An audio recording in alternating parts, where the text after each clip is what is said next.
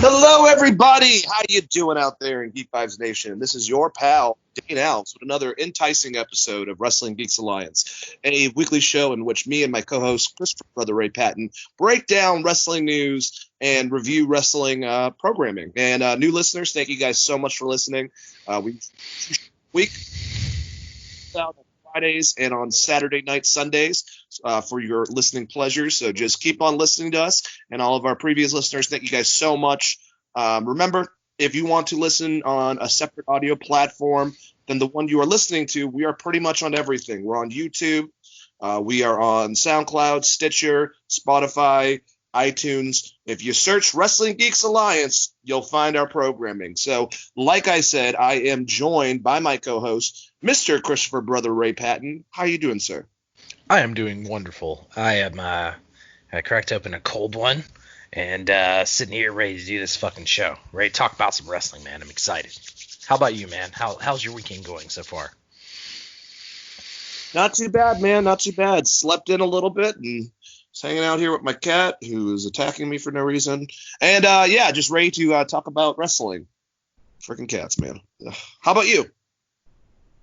Oh man, cats are always a problem in my house. We have like 17, so they're basically the number of cats to humans is an uncomfortable ratio in which I think they may murder us in our sleep. I was about to ask. Yes, I love cats. I love dogs. I think they're both great, but cats come off a little bit more, how we say, supervillain-esque. So are you worried that they're all going to get together and just take out you and your lovely wife and take over the household? I guess they wouldn't, because how could they get fed if that happened? I mean, I guess we'll know if the NWO theme song hits and then I start getting power bombed by cats off the stairs. we'll go with that. Oh, Lord. All right. Well, I'll be on the lookout for that. I got your back, basically, in this situation. But, yeah, we got plenty of stuff to talk about, guys. Pretty much the only main things that happened since we talked. If you guys didn't get a chance, we had another episode that is up and running on all those platforms where we talked about the cuts. But there was one other person that's kind of worth noting that Dave Metzler made a comment about that possibly could also be cut. Hasn't been confirmed, along with a couple NXT talents that were some of the guys up and coming, some from Saudi Arabia and whatnot that were unfortunately cut. One of them was a Japanese wrestler that was actually, they were trying to use him as a way to approach NXT in Japan. Beforehand, Triple H had been working with All Japan to try to finalize that being the next NXT. But now it kind of looks, because of everything, that's very murky. So we're going to talk about cuts, but one specifically, if you want to hear the rest of them, go search the other episode. We also go over Raw and both Wednesday night shows. So technically, we just have Smackdown to go over. We're going to go over the Dark Side of the Ring episode with Jimmy Snuka, which was extremely dark. And then we're going to do some fun stuff. We're going to try, me and Chris are going to go over our top 5 favorite theme music from wrestling in general. And then we're going to add some tag teams to the Hall of Fame, or the Observing Wrestlers, I should say, Hall of Fame. So should be fun. We might, judging on time, try some other stuff. But I'm looking forward to this episode. And even though it's going from like cheery, like looking forward to this episode, let's talk about what I was just talking about. Chris, maybe it's for the best, since we knew that the writing was on the wall, that they weren't really doing anything to him except for making him like basically an ancillary person to put from NXT. Then they put him in the UK, and I think eventually they were going to try to tire him out like they do a lot of wrestlers, because they're not going to use him, and then kind of force him to become a trainer. I don't know if that was the case, but it looks like Cassius Ohno is a part of the cuts from what Dave Metzler said. Now, that hasn't been 100% confirmed, but it looks like Cassius, a.k.a. Chris Hero, which obviously he'll go back to that name because it's way fucking better, is another one of those wrestlers that was let go. We kind of talked about, and my whole thing was, along with the Revival, who was previous before this whole entire thing happened, they were granted their release, if you will.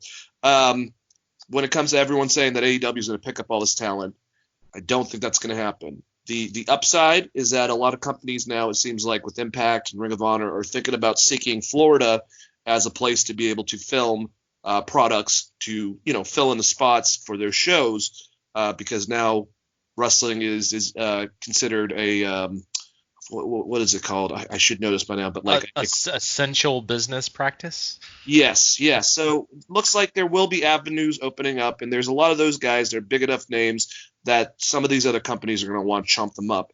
Then, unfortunately, you have a company like MLW, from what Court Bauer said, is just hemorrhaging right now, and that really sucks because they're so great. So hopefully, MLW, I believe, is also filmed in Florida. Everyone can kind of try to get up and running, stay to safety protocols, and we can see a lot of these wrestlers translate within the smaller ones. But don't expect everyone to go to AEW. I kind of said that Leo Rush and EC3 were kind of iffy, but the ones that were more likely were the Good Brothers, Rusev, and Zack Ryder, especially based on what Cody said.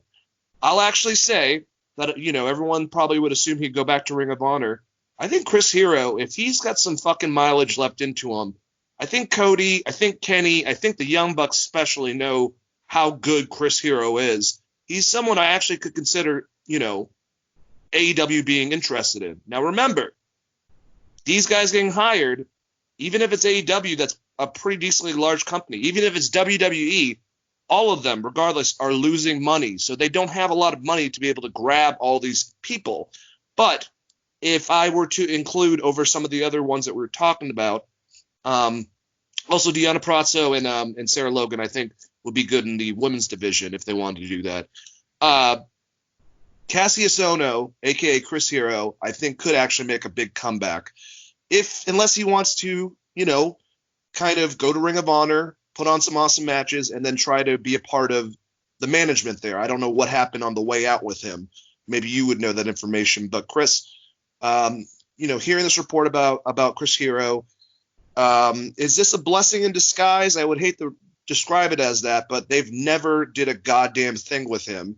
And would you like to see him in AEW, or do you think that now, towards the end of his career, I don't know how old Cassius is, I'm assuming late 30s, he might just, become more of a trainer and go back to Ring of Honor and try to help out there, or do something smaller, maybe open up his own gym or something? So I'm not 100% on his age either, Dane. I know he's probably mid-30s. The crazy thing about Cassius Ohno is that he has been released from the company before, and there wasn't like a hard seek for the talent afterwards. So he was already let go from WWE previously and then was rehired to NXT in like a 2-year stint, if I'm recalling properly. So this isn't the first time this has happened to him. Part of the problem was 42, by the way. Sorry. Yeah. So part of the problem was his weight. Vince has always had a problem with his weight, as well as some of the other people on the roster. And it seems like he comes back, he drops the weight, whatever, they like the way he looks, and then they push him a little bit, and then he gains the weight back, and then they cut his ass. This didn't happen this time, but previously in NXT, that was kind of the story of Chris Hero, which his weight has nothing to do with his in-ring ability. I think it would be great for him to go back to Ring of Honor. I think there's still a fan base there that remembers how fucking awesome Chris Hero was in Ring of Honor and what that could be and could mean. And if Ring of Honor is willing to spend the money, which they've done kind of in the past, if we look back at their current contract signings, he's someone that could definitely help that company, even if it's in a booking role like you were talking about, or a training role. To some extent, Chris Hero is going to be great wherever he wants to go, and maybe that ends up being something like the UK, where he's getting paid to train people or work with people. Who knows? I mean, we'll know more after 90 days when this stuff settles in. Kind of surprising, but not insanely surprising, as like Sarah Logan, who they were actively putting on TV. But it's a little weird from the extent that this has already happened with Chris Hero before, and it kind of sucks. I mean, he is a great wrestler. When he was in Ring of Honor, he was obviously fucking phenomenal, even though I always hated his ring gear and kind of his character in general, but he was a good wrestler and had a lot of fucking good matches. And if you're asking me if he could go back to Ring of Honor and maybe work with Jay Lethal when Jay Lethal gets back from his injury and all this stuff settles down, sure. Why not bring back another OG if you can? I mean, that's the thing, is there's there's reasons to do this, because right now they're pulling, like, who was it they pulled back? They pulled someone back from one of the first Ring of Honor champions, and I had to like actually go Google who they were recently. So they're doing some stuff like that with Jay Lethal already. And if you substitute that name with Chris Hero, it means a lot more to a lot of wrestling fans. Like, it'd be kind of like getting like Tyler Black, aka Seth Rollins, or Kevin Steen, or someone like that back, because Chris Hero was such a big part of that. And we talked about this on Wednesday's podcast, or Thursday's podcast, or whatever, which is out today, by the way. So if you're listening to this, you can also go listen to that. There's still more to come. This is not it, especially with how much talent WWE has signed. So I'm not too surprised by this. I would love personally to see Chris Hero go back to Ring of Honor. I would also really enjoy seeing him in New Japan or All Japan if possible. Yeah, and at being 40, I think that, he's still got some in the tank. He's a great wrestler. He's got one of the best rotating arm. What is that called? It's Misawa's move. The rotating elbow. Just crisp, really, really good. He's every single person who's ever been in the ring with that I've watched, he's put on good matches in NXT, and especially NXT UK, where they were highlighting him more. And it's unfortunate, but grass is greener sometimes on the other side. And I think that Chris will, he'll find a place.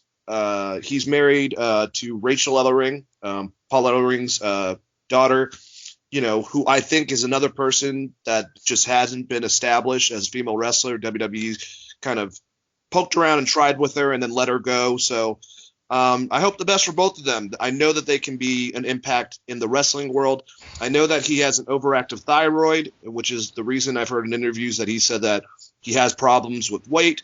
My only thing, and I think a lot of people said this as a cosmetic thing, not like Vince, where it's like no one can have, it's amazing that Kevin Owens has come as far as he has, Chris, within WWE, going by Vince's standards. But with Chris, if he would just not wear a basketball uniform, I think it would really do him a lot of good, honestly.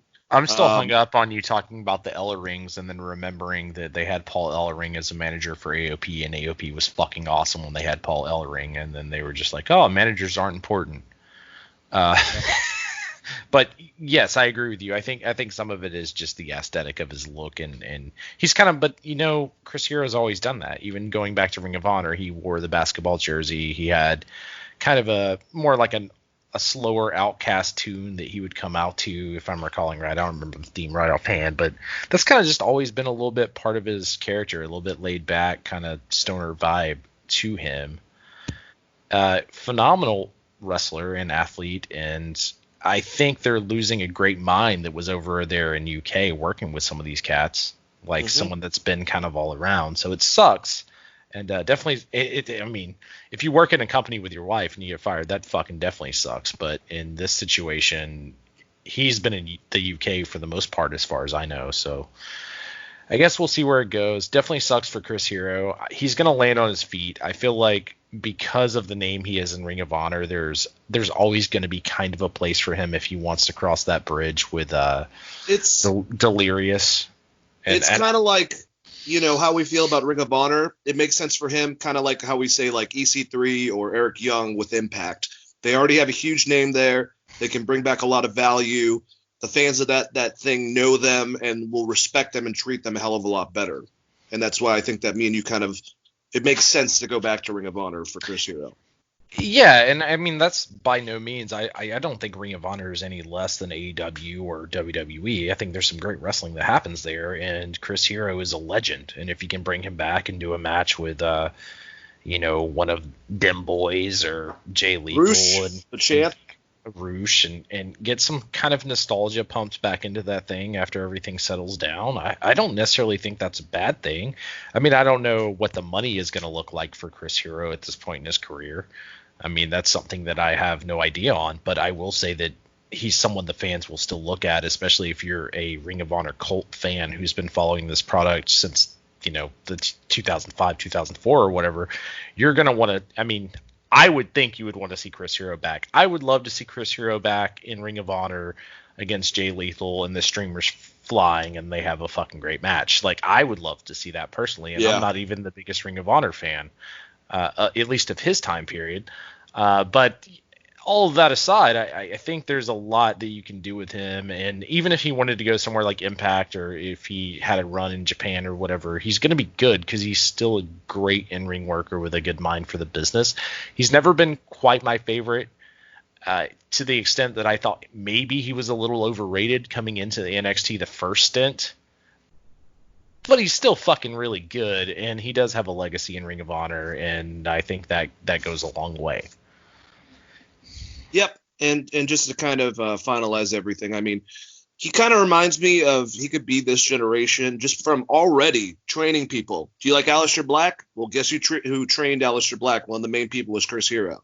And actually, if you want to see some great matches of Chris Hero over in Europe before he came to NXT, search with Tommy End, where they had like a series of matches, Tommy End being Aleister Black. He's trained a lot of people. I think he could go down kind of as like this generation's Tom Pritchard, someone that was a great wrestler, might have been big in a company like Smoky Mountain, everyone respected, and then becomes a pretty damn viable trainer towards the end of his career and teaches and gets the next generation up and running. And he's already started doing that. So wherever he goes, I think he'll do well. And, just like everyone, I hope everyone finds a situation, and if anyone going through hardship, especially some of those smaller names within NXT that have gotten released, just keep it up on the positive, and hopefully you guys can find something. I guess that's the only way that we can look at it now. Any other last statements? I would say start wearing Hawaiian shirts and hang around Chris Jericho as much as possible so you can get over like Pineapple Pete. That guy's got a job soon. Oh, He's man. got a job so soon. It's incredible. The last thing I will say is everyone has talked so highly of Chris Hero and what he's been able to do in NXT and some of the training he's been able to accomplish. There's no way that I think that the villain, Marty Scurll, is not going to look at him and go, this is a guy that we should get back here if we can. If it's financially responsible, we should try to get Chris Hero back home at Ring of Honor, at least for one last run, and to help train some of their younger talent. I think that is the go-to place. And you have Marty Scurll in control there, different booking. Delirious is still there, which they've had problems in the past with Chris Hero and Delirious. But if Marty's heading the ship and you look at what you have available and some of the recent signings they've done, I'm not saying go out and break the bank for Chris Hero, but if you can bring him in for a reasonable deal for, a 42-year-old athlete that has only really worked in NXT UK recently and get some good training out of him, I still think that is a good move on their part. And like I said, I like Chris Hero. Hope he's going to settle in somewhere. It's just the gut feeling is definitely Ring of Honor for sure. Yep. And also at Ring of Honor, we haven't even talked about the fact that with Ring of Honor, there's two little companies, one of them being New Japan and the other one being the NWA that, do stuff with. So kind of like if you go to AEW and be able to go to New Japan as well, or other options, Chris going to Ring of Honor might bring up other options to be able to go to New Japan or NWA. So we'll have to wait and see. But like I said, Chris Hero will find somewhere to go. Even if he just becomes a straight teacher, I think that he'll do really good based on some of the people that he's already trained. So now that we're done talking about that, let's go over SmackDown last night. And I got to admit, I had to rewatch the highlights because my parents called me last night and we were chatting for a while. And I liked a lot of the stuff that they did. I thought Cesaro and Daniel Bryan had a great match, but it went by like a fever dream. So I rewatched a bit of it this morning, at least a little breakdown of it. But I thought it started off pretty interesting. For a lot of stuff that we talked about, Bray, negative and positive, I will say that I like the mind games that he does. And I thought, positioning him and Braun is kind of strange and was kind of forced because of the situation itself. I mean, let's be honest, guys. Bray was supposed to be he was supposed to have the title. he was supposed to be going against Roman Reigns at WrestleMania. But Goldberg pulled some big boy shit and creative control and changed the outcome of that. And obviously Roman came out and they put Braun in. So it was very much changed, but they're going by what they have. And I like it. And this happened recently with something else. With Drew McIntyre getting called out with Andrade. I like bringing up the past, and I'm glad that they're not pretending that Bray and Braun don't know each other. So this element that like he's like the little brother to Bray, and in real life these guys are best friends. And you have Alexa and you have Nikki Cross and you have Alexa's, I forgot what her segment's called, Moment of Bliss, and they're drinking their coffee and everything, and they bring out Bray and they're all congratulating each other for their wins. And all of a sudden, and it was really cool. The second time I watched, Chris, I noticed someone come around while the ladies were there before Braun got there, and he put the package there and then just got out. So they did a pretty good job with that, although they had multiple times to record it, so who knows if they actually ended up doing it that way. But either way, Bray comes out, or Braun comes out, I should say. They interview him, and then he's like, Lexi, you didn't have to get me a present. And he sees this package. He opens it up, and it's his mask from when he was in the Wyatt family, the black sheep of the Wyatt family. And honestly, I thought Braun did a pretty good job. He was shaking a bit. Alexa and Nikki kind of got freaked out by it, and they backed off. And then you just hear the laughing, and it goes to a picture of him as the black sheep. So I think this is just a way to get Bray to get the title back on him, because he was never supposed to lose it. I like the fact that you got the title off him to an extent, because I don't think he needs it. He's someone like an Undertaker, if you will, where it's more of like a they're there to be like a showcase. They're a wrestler to fight. They don't need necessarily a title in order to do that. They're different. They're spectacle. Andre was a spectacle wrestler. He never needed a friggin' title. But I like these mind games. Bray's got a lot of Kevin Sullivan, a lot of Jake the Snake Roberts within his whole entire way of doing it. So I'm not exactly looking forward to the match, but I like the way they're presenting the feud right now. How did you like this opening segment between them? If you come for me, the only thing you're going to get are these hands. That's what I remember from this segment. Braun's doing – I thought Braun did great. The package opening and at least going back to the fact that Braun was with Bray makes me happy to some extent, because WWE likes to ignore backs a lot of times. At least this time they're like, you were associated with this guy, and they've done this with Bray kind of over and over again throughout the Fiend character, at least. So I'm not looking forward to that match either, because I don't know how you get anyone over out of it. And if you have the Fiend beat Strowman, now he's champion again, and what do you do from there? And if you have Strowman beat the Fiend just took a loss to Goldberg. Exactly.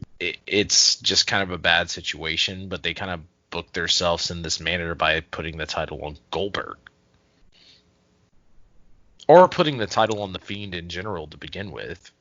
But yep. This is kind of where they're at. So I thought Alexa Bliss and Nikki Cross were fine here. Just not a whole lot going on. Can I ask you something? Sure. Since you just brought them up. All right. I've always, obviously you can look crazy, but, Nikki's a very attractive girl. I don't like how they're cutesing her up at all. I'm glad that she's being at a top position, if you will, with the female division, with Alexa Bliss, but I really like the gritty psychopath, kind of like a female Cactus Jack that she was presented in NXT, and they keep on putting more and more makeup, doing her fucking hair. Now she's like fucking clanking coffee mugs with Alexa. I'm glad where she's at, but I feel like it's killing the original character, which is the reason why I was intrigued with her to begin with. Are you like that at all, or? I mean, I thought they never should have broke up their group from NXT with Eric Young, to be completely honest. But I get what you're saying. I I guess the thing that I wonder about is it part of a gimmick? Is it part of a long-term thing where she is losing herself hanging out with Alexa Bliss and then they eventually split? Because they've been building the feud for forever and never really pulled the trigger on it. So if that's the idea that they're going for, that she's becoming more and more like Alexa Bliss until the point she breaks or something, and that's a story, I don't have a problem with it, but I get exactly what you're saying. And to the same extent, you could have just kept that group together and had like a really fun 3-piece from NXT and not released Eric Young. But we already talked about that, so. Absolutely. Yeah, it's strange, but I do like where this is going. But like I said, I'm not very excited about the match itself, but I do have one follow-up. Yes. They should never do these fucking talk segments. I'm so done with it. All of them. There's all of them. So many different wrestlers that have their version of whatever Piper's Pit is, and it sucks. It's never good. It's like there might be one thing you can take out of it that's like, oh, that's okay. The only person that's ever been able to pull it off since Piper is Jericho. None of the other ones are good. Jericho's just good at everything, though, so it doesn't count. All right, so our first match of the night was Tamina going against Sasha Banks. Now, remember, Sasha lost to Tamina. Then Tamina got a title shot against Bayley. Bayley was on commentary, still not knowing how to be a heel. I'll just put it that way. A lot of this is like everything that's happened to her on the main roster. I don't necessarily blame Bayley. It's just the position and how she's written. Doesn't matter if she has been a super babyface that they kind of forcibly made look like shit, or now as a heel, but she's trying, I guess. Anyway, so Tamina and Sasha were having a back and forth match. Tamina was doing the whole monster gimmick, but Sasha was coming back, and then Lacey Evans came out, and because Bayley was interfering, and she evened the odds, and Tamina hit a pair of super kicks to win the match after distracting Sasha, or after Lacey distracts Sasha. Per the situation of the match, now Tamina will be able to go against Bayley for the championship. Afterwards, Lacey was interviewed, and she basically has Sasha on her hand with the kind of like the no cigarettes thing for the woman's right. So she's gonna kill Sasha. She's gonna punch her to death. I'm just kidding. They're still going down. Sasha versus Lacey. I don't think this is really helping Lacey at all. Because she's not in the title picture. She's just now being forced with this feud with Sasha that died months ago. But, hey, whatever. I mean, like I said, go around your ass to get to your elbow. I don't think Tamina's going to get that belt from Bayley, but who knows? Maybe they'll put it on her. I doubt it. How'd you like this, Chris? My immediate thought is they're putting Lacey back in the title picture. That's what I gathered out of this match. I mean, like, Tamina's not a serious threat. They're just going to put Lacey back in there, and then they're going to kibosh the whole Bayley versus Sasha thing, at least till down the road. So 4 years later, we're never going to get the end of this feud at this point.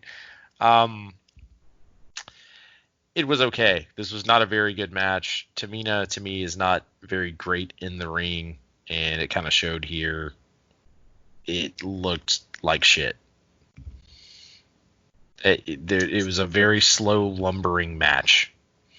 And I don't know if it's because they haven't worked with each other in a long time, but it was not very good. Let's just say that. And then the storyline coming out of it, it's really hard to care about. I mean, as much as I have grown to like Lacey, and I feel like they fucked her to begin with, as far as what her character could have been, it's... The women's division on Smackdown is a fucking joke in comparison to NXT and Raw, if I'm just being completely honest. And not putting Naomi in there or someone that people actually care about is baffling to me. I agree with you. All right, so next, we got to a segment or a match and a segment that I think they're setting up that I actually kind of liked, involving two legends of WWE already, respectively. One of them being Sheamus, who came out once again, just like last week, beat the living shit out of more of an enhancement talent in Denzel DeJort, and won with a bro kick very, very, very quick. Because of the fact, and I kind of like that they're doing this, when it comes to like Bailey on the floor, say, no, we're not, just making comments because everyone can hear the fucking commentators. They're not acting like that's not, there's no audience. Of course they can hear them a lot. And so now the second time, a package about Jeff Hardy right after Sheamus kicks the shit out of someone, not a lot of praise towards Sheamus in the direction of, hyping up Jeff Hardy coming back the next week. And Sheamus got pissed. He got right in, Cole's face. He's like, I've come here and I've decimated people twice now, and you're more excited about Jeff Hardy, and he wants respect. So obviously, I'm assuming Jeff Hardy's gonna have a match next week. Sheamus is gonna be involved some way, and we're gonna set up a feud between the two, which should be pretty good. Very different styles, drastically different styles. But either way, do you think that's where they're going, Chris, with this? I do. It does seem very much like they're going the route of we're going to have Sheamus versus Jeff Hardy, and then Jeff Hardy's going to get killed because he's probably got 2 or 3 months left on his deal, and that'll probably be the last of Jeff Hardy we see. I don't know how it helps Sheamus, and I don't know what the end goal is. And having Sheamus do squash matches on TV, he's not a character you need to rebuild in that manner. He's a former champion. You should book him as a former champion, have him beat people that actually matter, in my opinion. But him versus Jeff Hardy will probably be a pretty decent match. Jeff Hardy's not re-signing with WWE. So whenever his injury time runs out, whatever they tacked onto his contract, he's gone. So this is probably the killing of Jeff Hardy that we're seeing start to unfold. And if they can do something with Sheamus out of this, that would be great. The problem is you told us Sheamus was kind of less than a lot of other people for a long time and put him in a tag team that people necessarily didn't care about, that also lost the Hardys. And now you're trying to rebuild him, and having him rebuilt through squash matches against people I've never heard is not the way to build Sheamus. Sheamus has been on TV way too long for him to just get over with squash matches, at least in modern wrestling time. And this is all opinionative, but that's just kind of how I feel about it. And I'm assuming Jeff Hardy, like I said, is going to get murdered very soon by Sheamus, unfortunately. Yeah, I wouldn't be surprised if that's the case. And it's not like Sheamus has a problem with destroying fan favorites relatively quickly. So that definitely could be Jeff's future. All right, we had a Money in the Bank qualifying match between Dana Brooke and Naomi. Before this, Carmella was talking to her partner Dana Brooke about their tag match next week and was like, are you even concentrating on that? We have a title shot. And Dana's like, don't worry, I got this. And, kind of in a very, very judgy way, Carmella's like, all right, whatever, doesn't believe in Dana because of the past. And I think that's kind of the concept that we have as fans a bit, because we've been conditioned to seeing Dana lose, even though she's gotten tremendously better in the ring. It's just that's where they book her.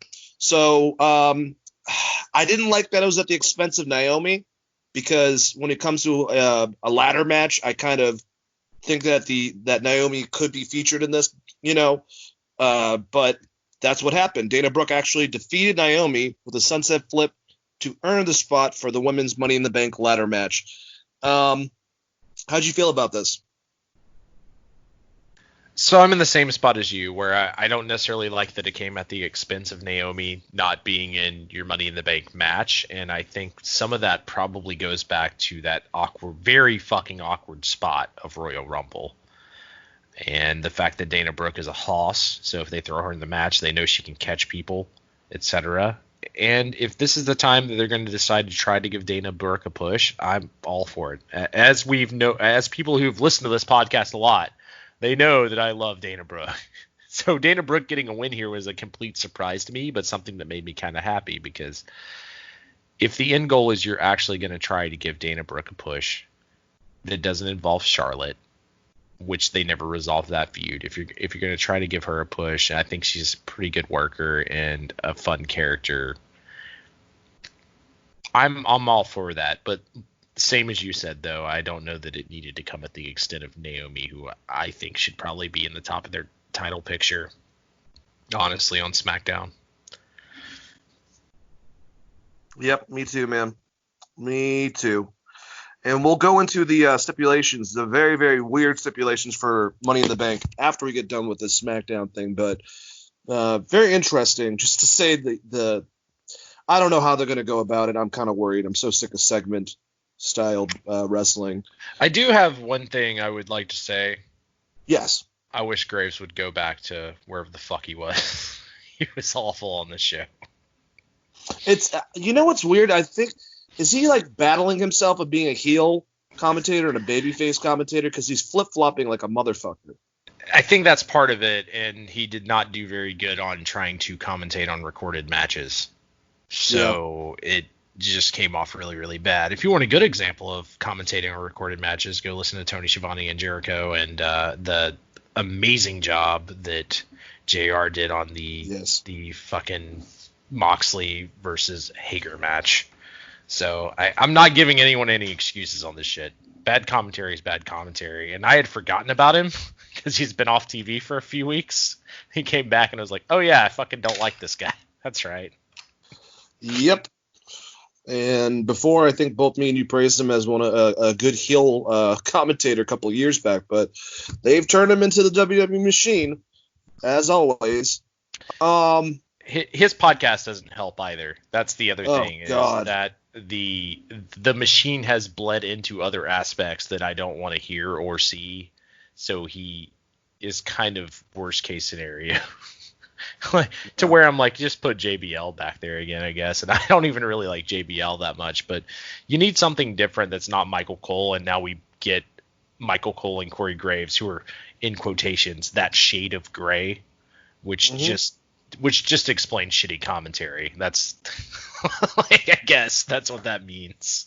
I mean, look around the fucking rest of the world. Look at what New Japan does with their American commentating. Oh, Kevin Kelly's a beast. And in AEW to some extent, where they can just rotate in random people and it's still better than you week after week. You have to grow and you have to get better from this. And it's something that WWE has just sucked at for so long. To the fact that they have Jerry Lawler back doing commentary, who got in trouble. Got in a little bit of hot water earlier this week, but yeah. Oh, Lord. You probably shouldn't say the ramen noodle roll when you're referring to fucking Kira Tozawa doing a... Yeah, Jesus Christ. I love Jerry, but...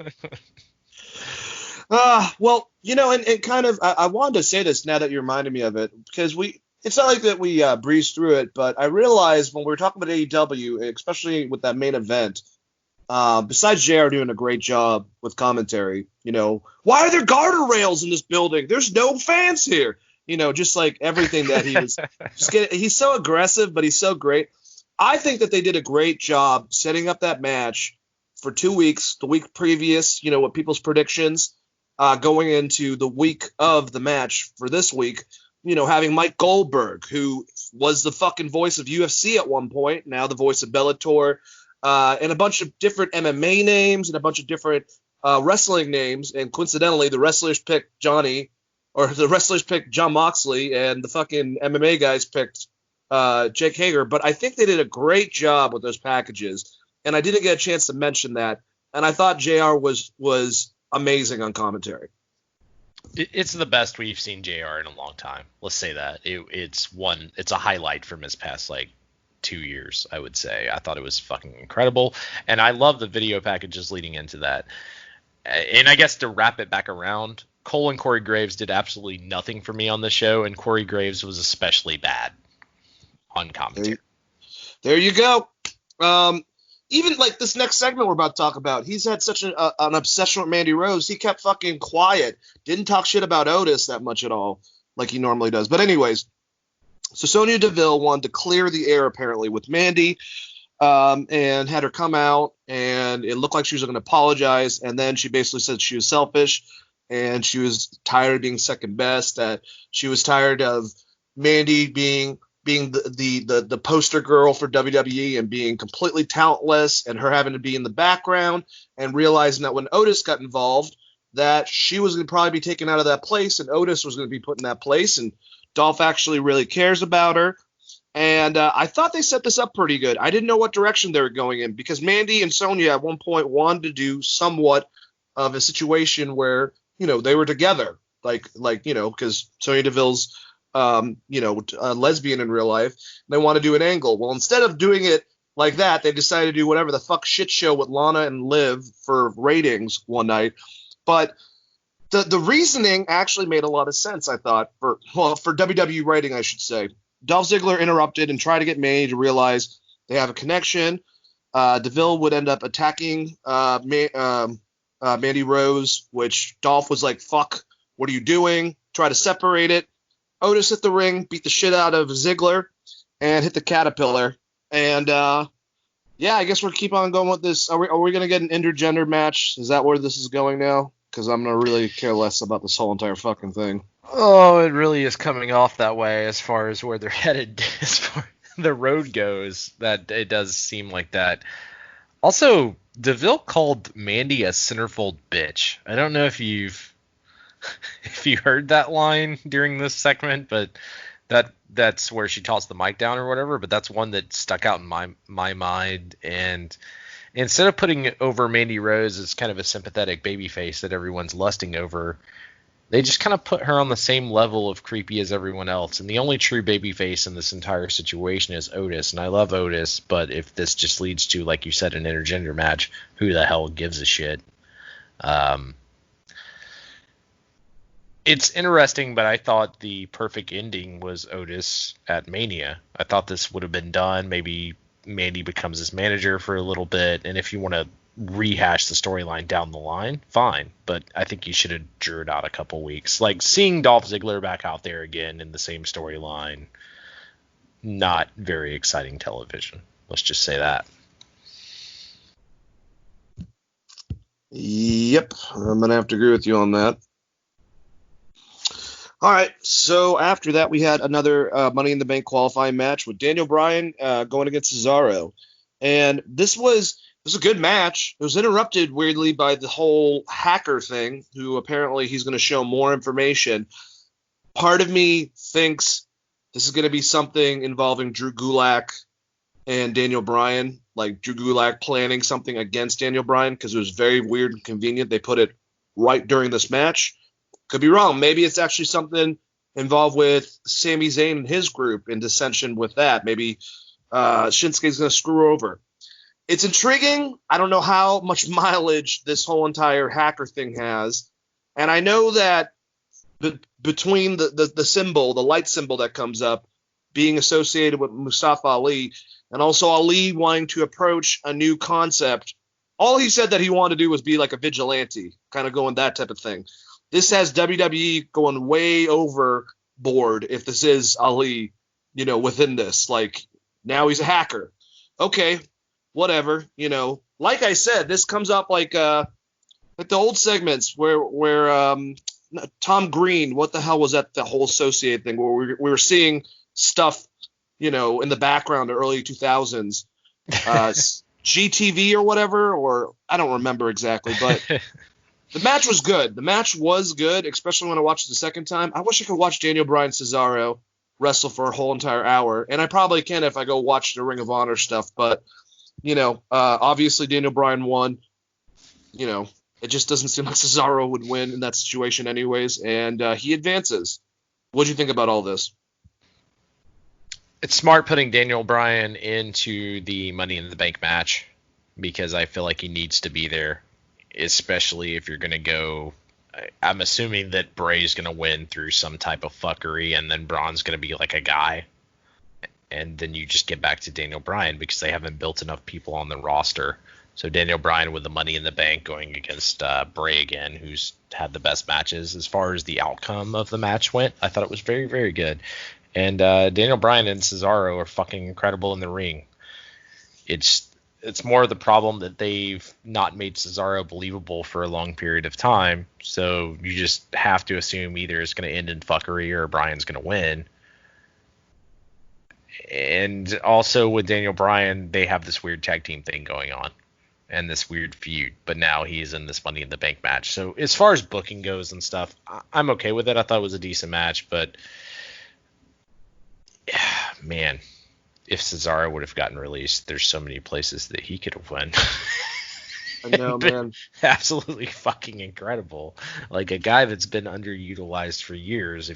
I know people love Zack Ryder and Heath Slater and some of these EC3 and these guys, but Claudio Castagnoli, like fucking Claudio, aka Cesaro, was an absolute fucking incredible wrestler who's worked in many places and had some amazing matches. Also another person that Cody put over recently is a guy that I would love to see somewhere else other than WWE, because they just don't know how to use this guy, no matter how good he does. And him and Daniel Bryan continue to put out the best television matches they can with whatever the hell they're given.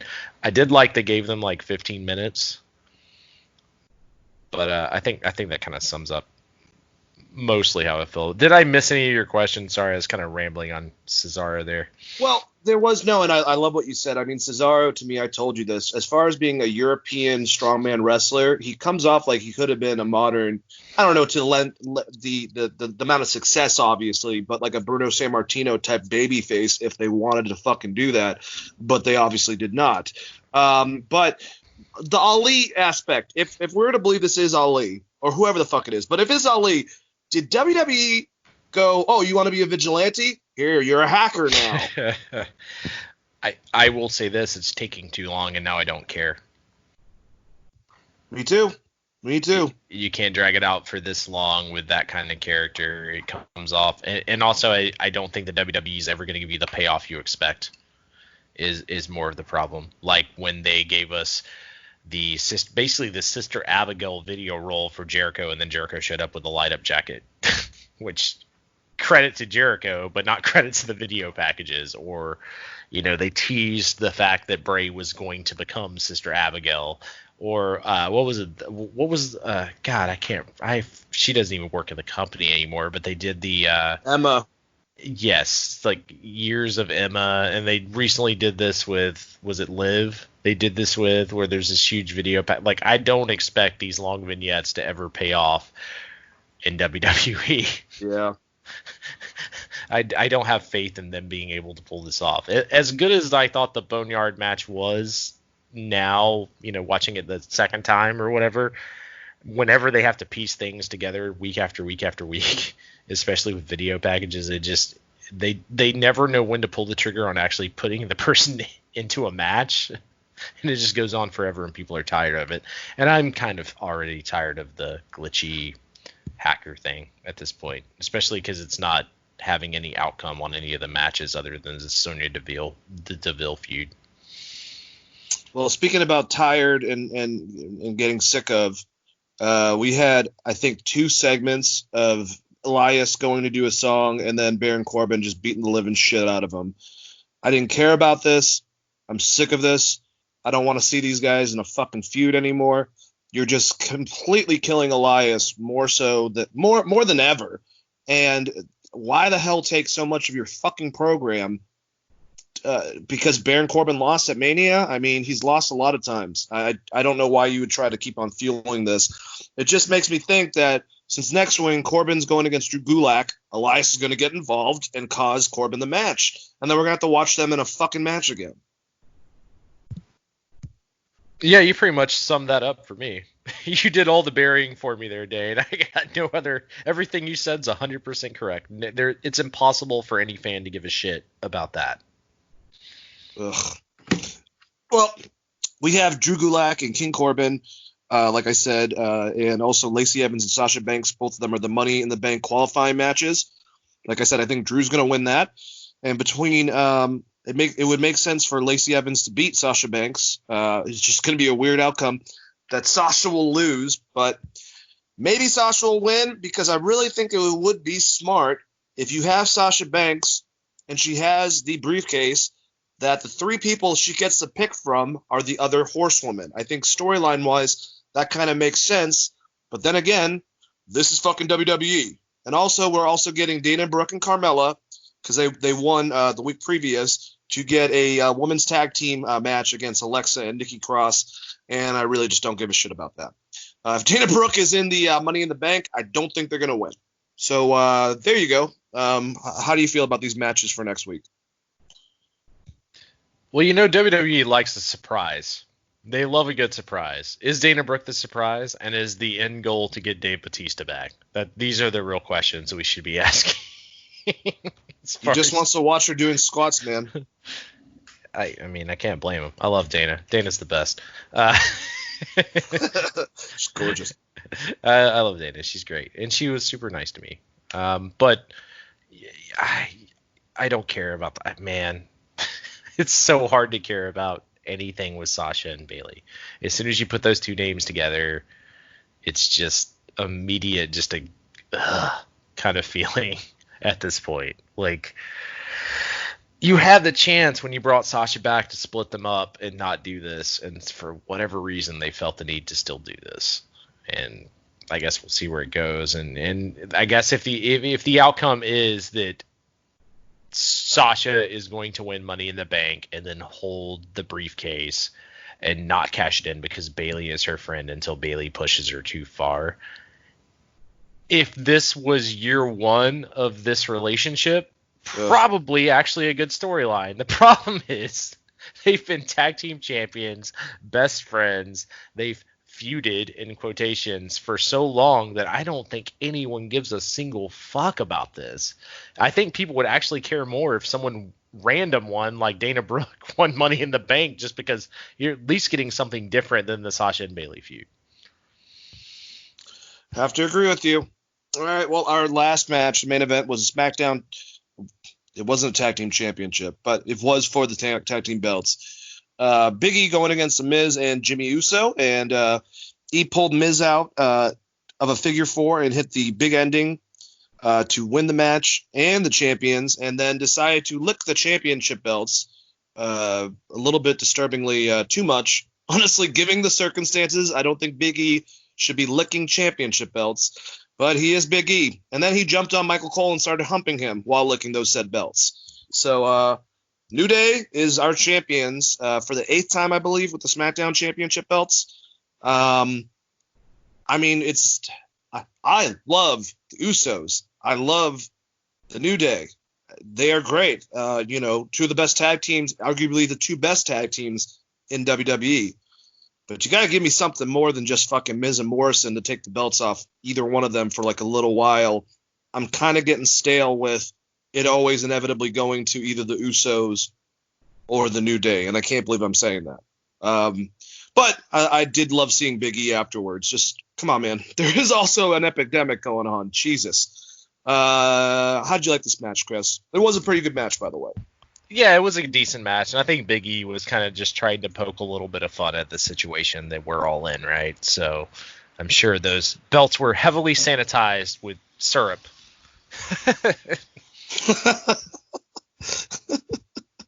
All right.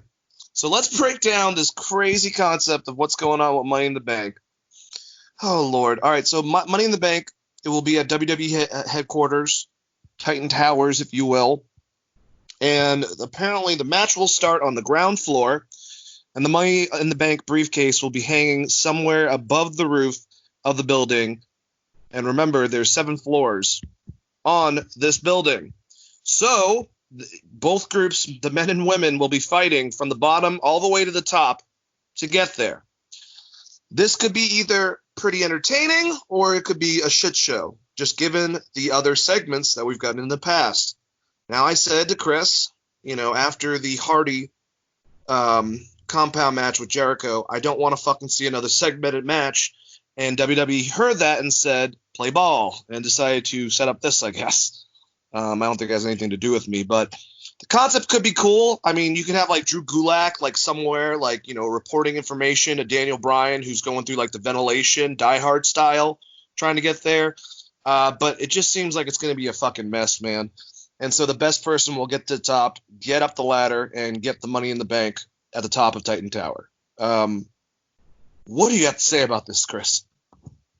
There is a WWE video game from the early 2000s where you play through a story mode that makes you throw poor construction workers off a building. What? And I can't. Yes, I'm trying to remember the name of it. It's absolutely terrible. It's after the WrestleMania game, and for whatever reason, it's escaping me. But people listening that know this video game will know. You basically play through your career mode, and some of it is you're doing some dastardly deeds for Vince and Stephanie, and it involves you just launching people off the top of Titan Tower. And for whatever reason, that's all I could think about is this Nintendo 64 graphics version of these wrestlers flying off the edge of a tower. Oh man, I do want to go back just real quick because I didn't get it. I didn't say this last time. Someone decided to start using Weed Whacker, so I had to mute myself. But does this mean Morrison is fired? Because otherwise, why did they drop the titles after just retaining them? I don't know. I don't think so. But who knows? I mean, I think that's a good question of why you would shift the title so soon. Unless someone in Miz's life is sick or something and he's not going to be around. But shifting the title so soon after that Mania win just seems kind of baffling to me. I don't want to see a segmented match either, Dane. And it's probably going to be terrible. But this is the world we live in right now as far as WWE goes. Like, what the fuck is Aleister Black, Daniel Bryan, and all these other guys going to be doing? Trying to run through Titan Tower to get to the top. Throwing construction workers off the top Jesus of a building. Christ. I already told you. Like I said, if you got a situation where like Die Hard style, Daniel Bryan's like in the vents and he's talking to Drew Gulak, in some other undisclosed location, he's giving him information to get to fuck it. That could be funny, but I don't think they're gonna go that detailed. I'm just thinking about the Edge and Randy Orton match times fucking 7 floors, and that sounds fucking terrible. Why don't they just get in the ring and have a match? We just saw how well it worked last week on AEW. You could just have a match with great wrestlers, one of them being Daniel Bryan. I don't think he needs a fucking crowd to have a good match. I guess ladder matches don't work anymore, Chris. Apparently they have for years, but now they don't. Well, you know what? Maybe WWE's done too many, so now you gotta fucking jazz it up. I'm assuming there's going to be some spots, but maybe they're also realizing that they probably shouldn't have their fucking wrestlers destroying themselves in ladder matches with no goddamn audience. Like, it takes away half the intrigue for even our end. I don't want anyone in WWE being above 45 feet in the ground or of the ground. For whatever reason, I don't trust WWE to do this. Yeah, maybe because Owen Hart a little bit. Don't trust it. I don't blame you for that. For what you just said. All right. Well, it's such a shot. It's such a difference. And I actually like Raw this week, but like when you go over Raw and SmackDown compared to when you go over NXT and AEW, how drastically me and your care and also amount of doubt when it comes to SmackDown and Raw compared to like what they do on NXT and AEW every week. Ugh. And I feel so bad about it because it does come off like we're just being sarcastic assholes about how bad WWE is, but we love wrestling. Like, me and you both love wrestling. We watch so much of it. I hope that gets across to our listeners. It's not that we hate this. It's just it's been bad. And there's ways for it to get better. There's other shows that are taped that are better. Like, go watch, like, the last Impact episode is better than this SmackDown. There's no excuses. Like, to me, there's no excuses. The empty arena Randy Orton Edge thing, the very first thing I posted on that with WrestleMania was like, there's no excuse to have a bad match. And then fucking, John Moxley and Jake Hager went out and had a great empty arena or even before match. That. With Ciampa and Gargano, man, that's the funniest thing. Okay, when you look at it like this, Chris, NXT has the same fucking place, but consistently the last couple weeks they've had a way better show getting over their storylines, getting people over than Raw and SmackDown. How? What's different between the production? I mean, the only difference is that there's big name stars that have been around. That is the only level of which you could, I guess, potentially like SmackDown or Raw more, because the actual quality of the shows. And I actually thought Raw, like I said on our show that posted today, I actually thought Raw this week was pretty solid and gave us some good wrestling. This SmackDown was fucking awful for the most part. I mean, there was literally nothing that happened except for the Daniel Bryan and Cesaro match, and they're never going to give us the actual match we want as fans, so it was fine. But it's when I'm not, like I said, I'm not trying to be an asshole, and I'm not trying to go full Brian Alvarez and crap on the product or whatever, but just give me a little bit more, especially when NXT is so good. There's other things in your company that's so good, and you have bigger stars in different products that you could give us the same quality of stuff with, and you just don't. It's frustrating. It is frustrating, and I will give it to Raw. I thought it was really good this week, but it's far in between, so that's the reason why it's hard for me to position myself to, I'm conditioned for it not to be up to expectations due to the roster that they have. And I think that's the most frustrating part. But I love the guys on Raw. I love the guys on SmackDown. I love it when WWE does something right, and it really pains me when it doesn't. And that's too often. And, but I still love wrestling. I hate it when people just, demonize WWE. I hate the WWE only fans. I hate the AEW only fans.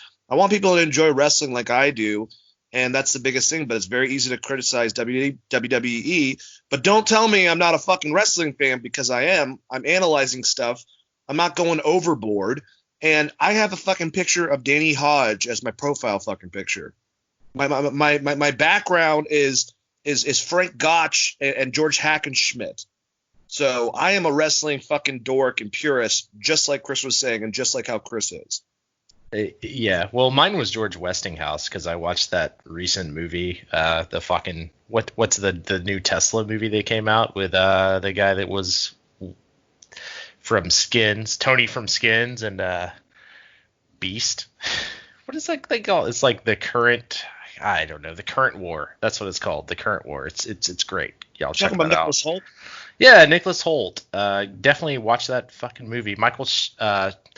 Michael Shannon plays George Westinghouse, and it's phenomenal. Awesome. I'll have to check that out. All right, so let's talk about a subject, Chris, I know that you're not particularly looking forward to talking about.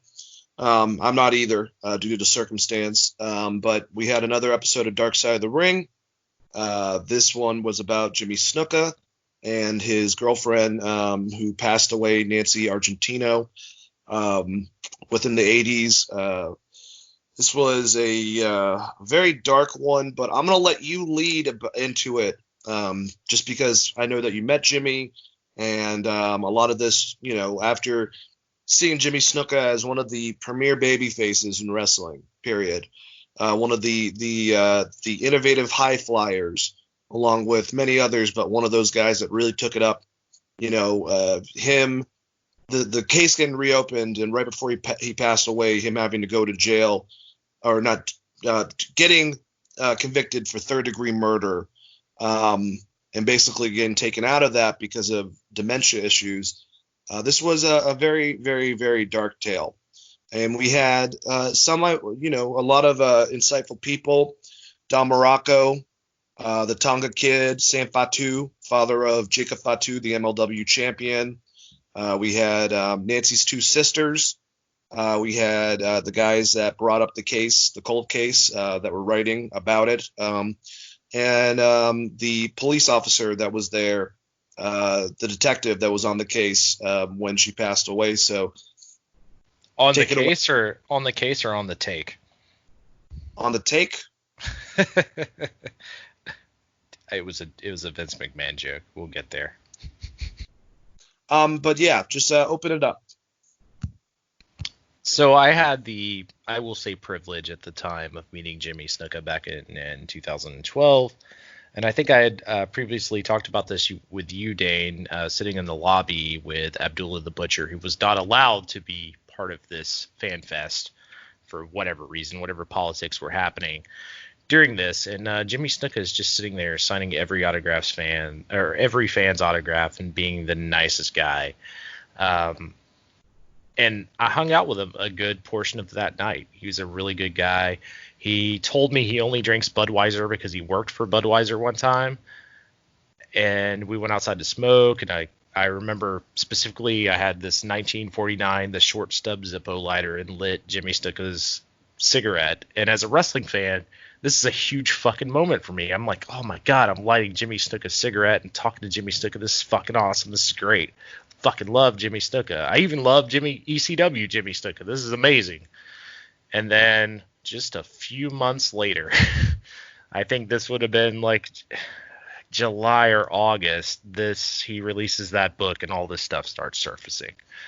And it kind of makes you question a lot of things in life where you can hang out with this guy and you think he's super nice and he's this great person, and then you hear this terrible fucking tragic story about this poor woman who was basically beaten to death. I'm just going to cut straight to the chase by one of your favorite wrestlers. This one really affected me negatively, and I think it's because I did have the chance to meet him, and it's hard to understand how the person I met, at least at this time in his life, would be capable of such a thing, because he just seemed like such a great and genuine guy.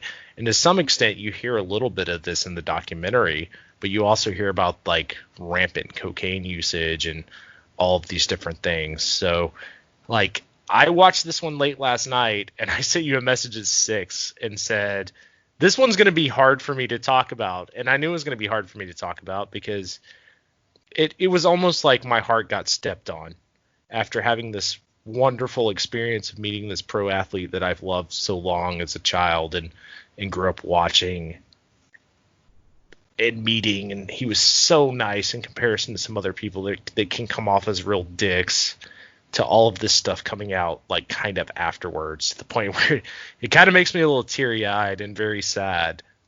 But I don't think there's any debate of what happened at this point. And it's something I'm just going to have to accept as a wrestling fan, much like some people are just going to have to accept that Chris Benoit is probably not the best person in the world.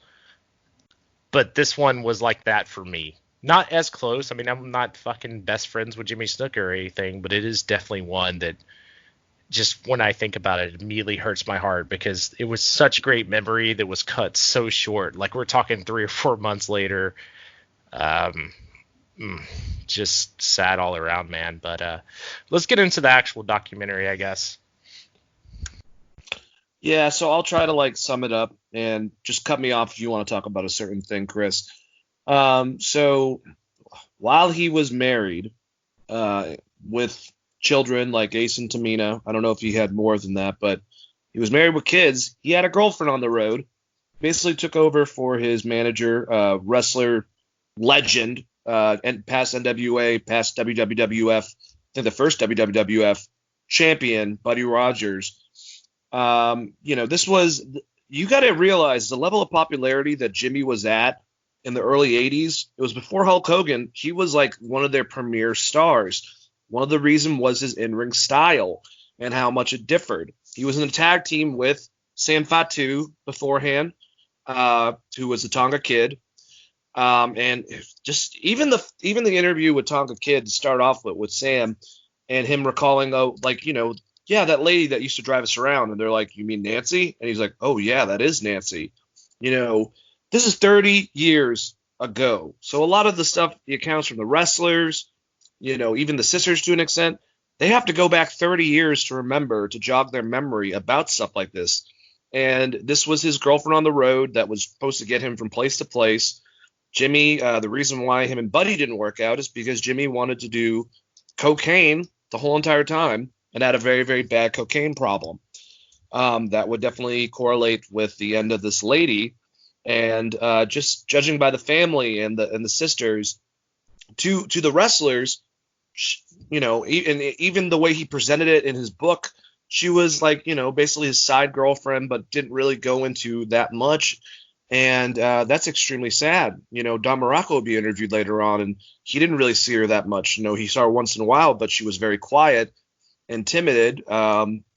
And the accounts at the house, basically of Nancy's house, and I don't know if it was supposed to be in a joking manner, but from what the younger sister said, like he basically said like I will end you, and kind of like made it look like he would choke her to death. Because she was, she wouldn't stop talking, basically. She was a younger girl. She was very bubbly and excited. And then afterwards, came up to her, apologized for himself, and tried to give her cocaine as an apology, until Nancy got very extremely mad at him. And, that was kind of like a huge fucking red flag right there. I think that when it came down to it, this really comes down to a battle of addiction. And I hate to compare it to Benoit, but given to what happened, Benoit did some crazy fucking shit involving in his situation. But there was a lot of stuff involving with, testosterone, a ridiculous amount of testosterone, depression through Eddie, and then obviously CTE issues. Jimmy's was a fucking addiction to cocaine. And that doesn't give any type of that doesn't justify anything at all. If you're a drug addict, you're a drug addict. And inevitably, and I'll pass it to you right after this, Chris, the whole scene of the night, or, before there was an incident where he was grabbing her by the hair and dragging her to her hotel room. She had, marks on her neck from him, and the cops had to jump on top of him. He was fighting the cops and the drug dogs, the German shepherds, from what the account and the eyewitness was. And then shortly after that, there was an incident, and from what Jimmy said, they were wrestling around aggressively, probably in a fight. He pushed her over. She knocked her head. She got a concussion. He left the next morning for wrestling. She was still kind of coherent. And then when he came back, she was dead due to the concussion. Now, there's a lot more once we find out from the actual, when they went and did the autopsy. But yeah, man, very heavy shit. It's just so hard to talk about, man. This is one of the heavier episodes because I think it's something that was ignored for so long, to the point where I didn't even know this was a thing in 2012. Like I said, all of that stuff kind of came out later. To me, Jimmy Snuka was just Jimmy Snuka. He's this legend.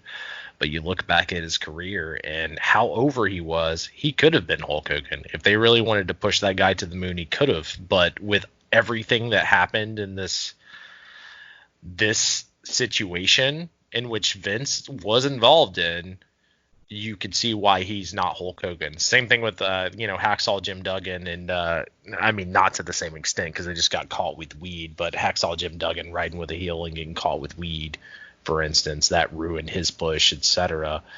This is a very, very sad story, and the family, they sued for, I mean, I guess this is the next part of the documentary, but they tried to sue Jimmy for $500,000. He lost the case, meaning that everyone thought he was guilty, essentially, and then never paid any of the money. There's just a lot of really negative things about Jimmy Snuka I did not know until much later in my life, which makes me, like I said, very, very sad, because my experience with Jimmy is watching him fly off the top of that cage onto Don Morocco, who I thought gave some really good interviews.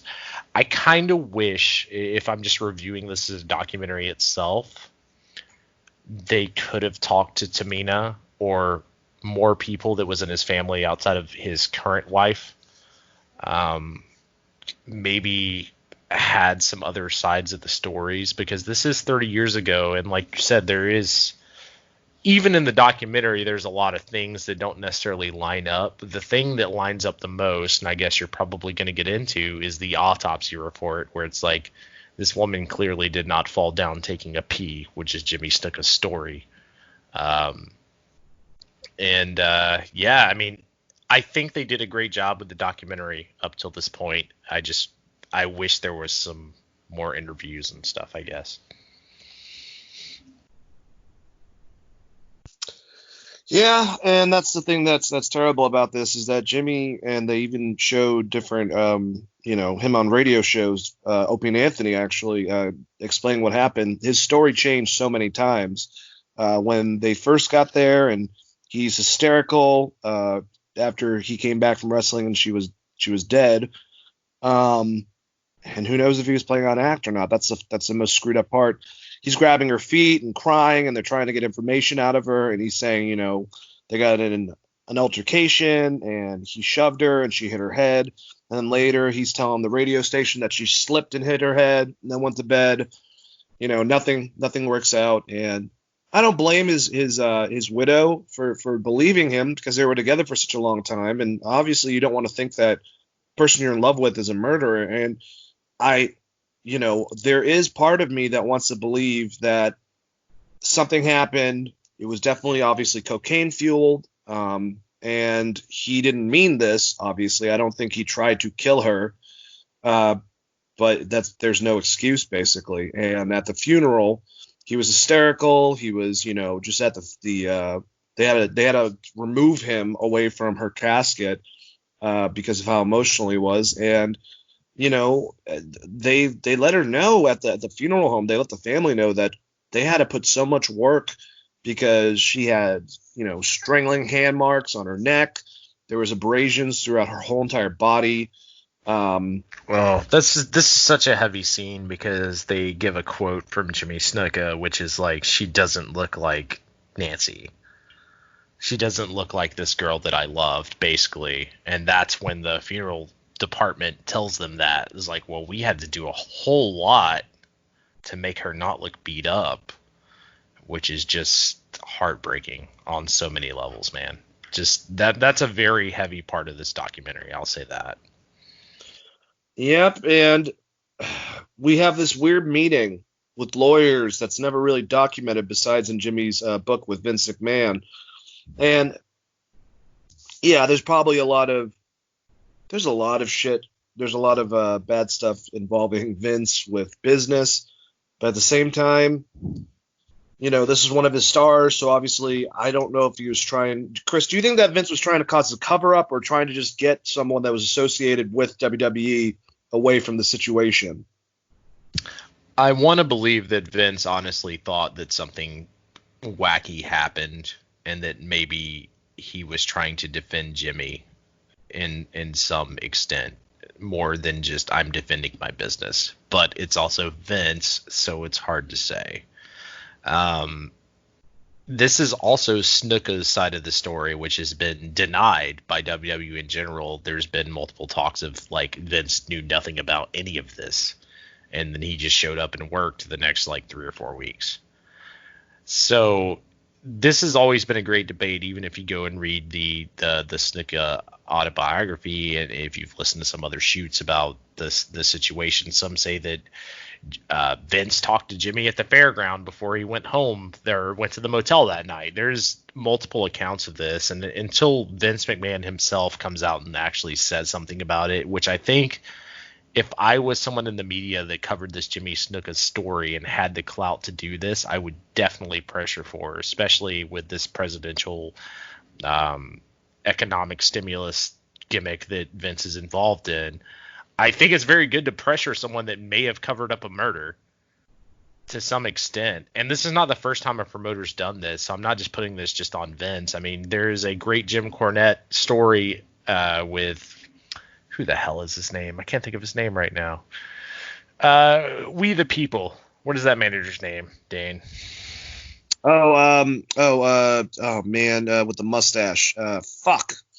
God damn it. He's known for Don.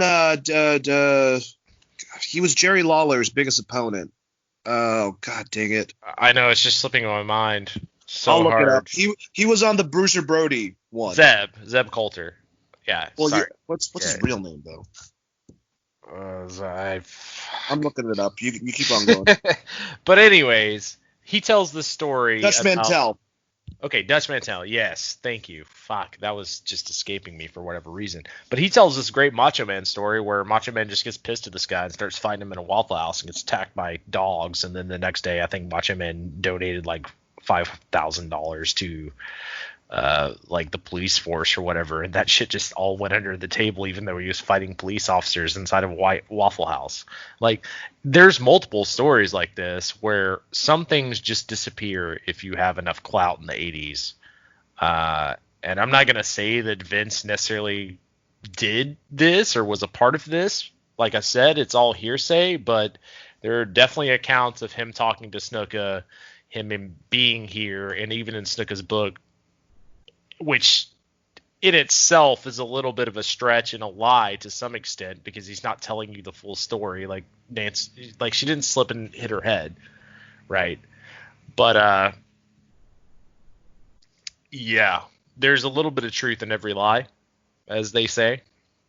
So that's, I mean, with this coming out and Vince being, the McMahons in general being so involved in the news, I would love to see someone pressure this to actually get an answer out of Vince, because it's going to take someone that's way bigger than just a wrestling journalist like Dave Meltzer, or hell, even us, trying to fuck with this guy to get an answer. But I would love to hear what that conversation was like and what it actually was.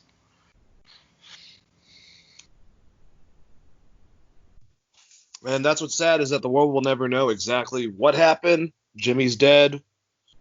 She's dead. Obviously, they kind of made it look that, you know, the detective side of things and looking into this, they did it by protocol, but they didn't really see some of these things that were right in front of their face. And a lot of these situations have accounts, Chris, like yes, I said, they're 30 years after the fact. And this is why I made that on the take joke, because how can you not see that a woman's been physically abused? And how is it like a random death not the number one suspect in any murder case? The first thing you look at is a spouse. And that's not even a wrestling thing. That's just every murder show ever you could watch, or as they call it on South Park, murder porn, right?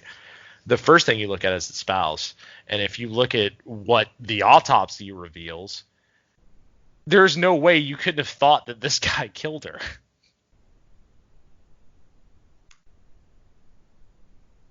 Yeah, and that's the tragic stuff about it, is that obviously she was banged up, man. So one of the premier baby faces, one of the biggest wrestlers, one of the most innovative wrestlers, one of the most biggest draws for WWF at the beginning.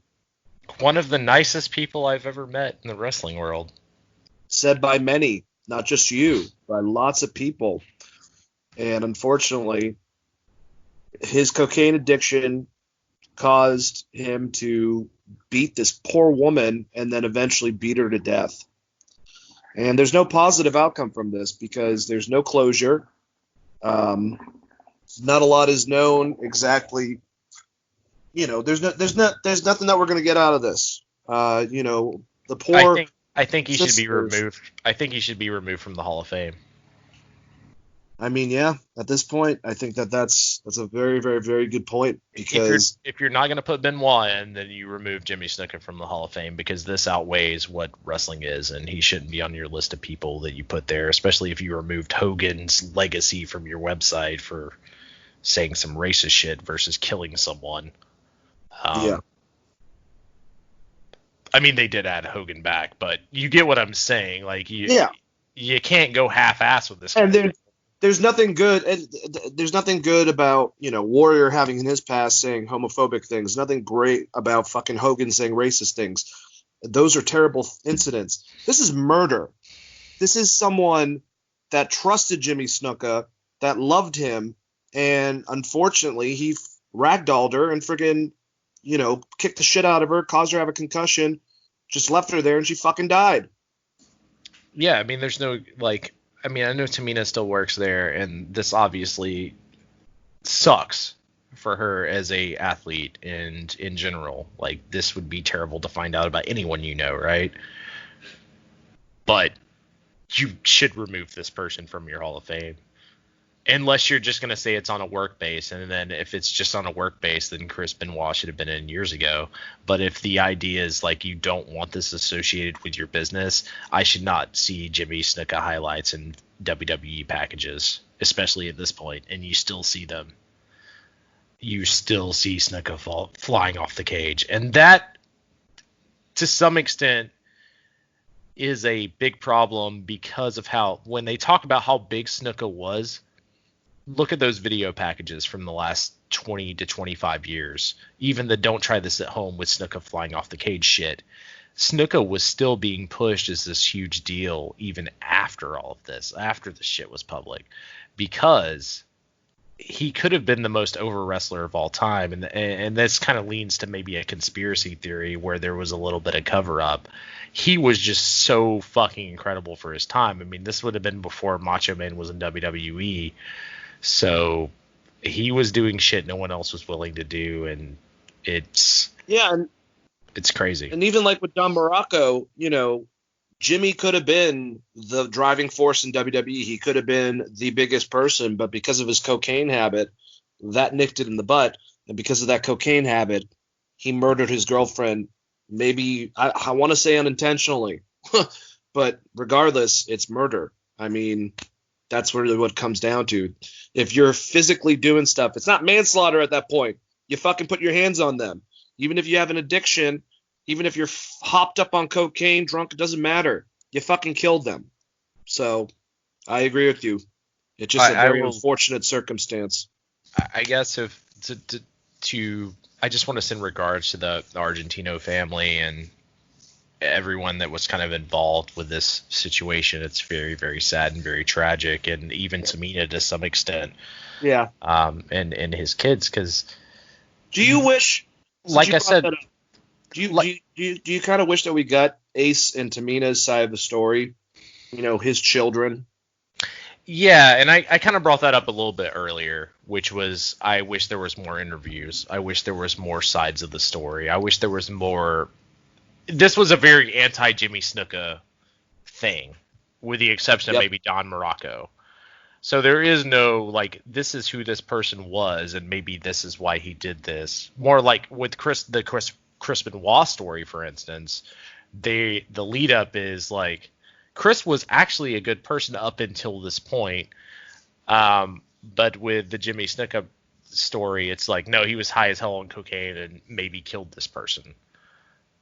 They don't talk about the after, the 30 years afterwards where, he had kids and raised kids and trained wrestlers and met wrestling fans all over the world and was a decent person or whatever. And I'm not making any excuses, but you didn't get the, and there's not another side to this story, but you didn't get the background of the, what that person could have been if maybe they didn't have a drug problem, if that makes sense. Absolutely. No. All right. Well, another one that's for the books in this whole thing.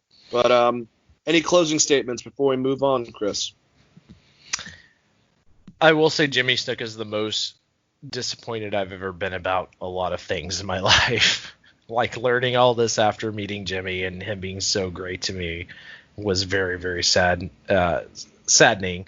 And once again, just thoughts in regards to that family. And I can't believe they went through this tragedy and had this, lawsuit beforehand that proved this was a thing. And then it drug on until a wrestling writer basically pulled it out of the woodwork to start this case back up again. It's just very tragic all around, very sad. And it's fucking, this is one of the shittiest ones I'm going to talk about. We'll say that because I like I said, I have kind of a personal connection to it. Yep. And next week we'll be talking about another crazy subject in wrestling.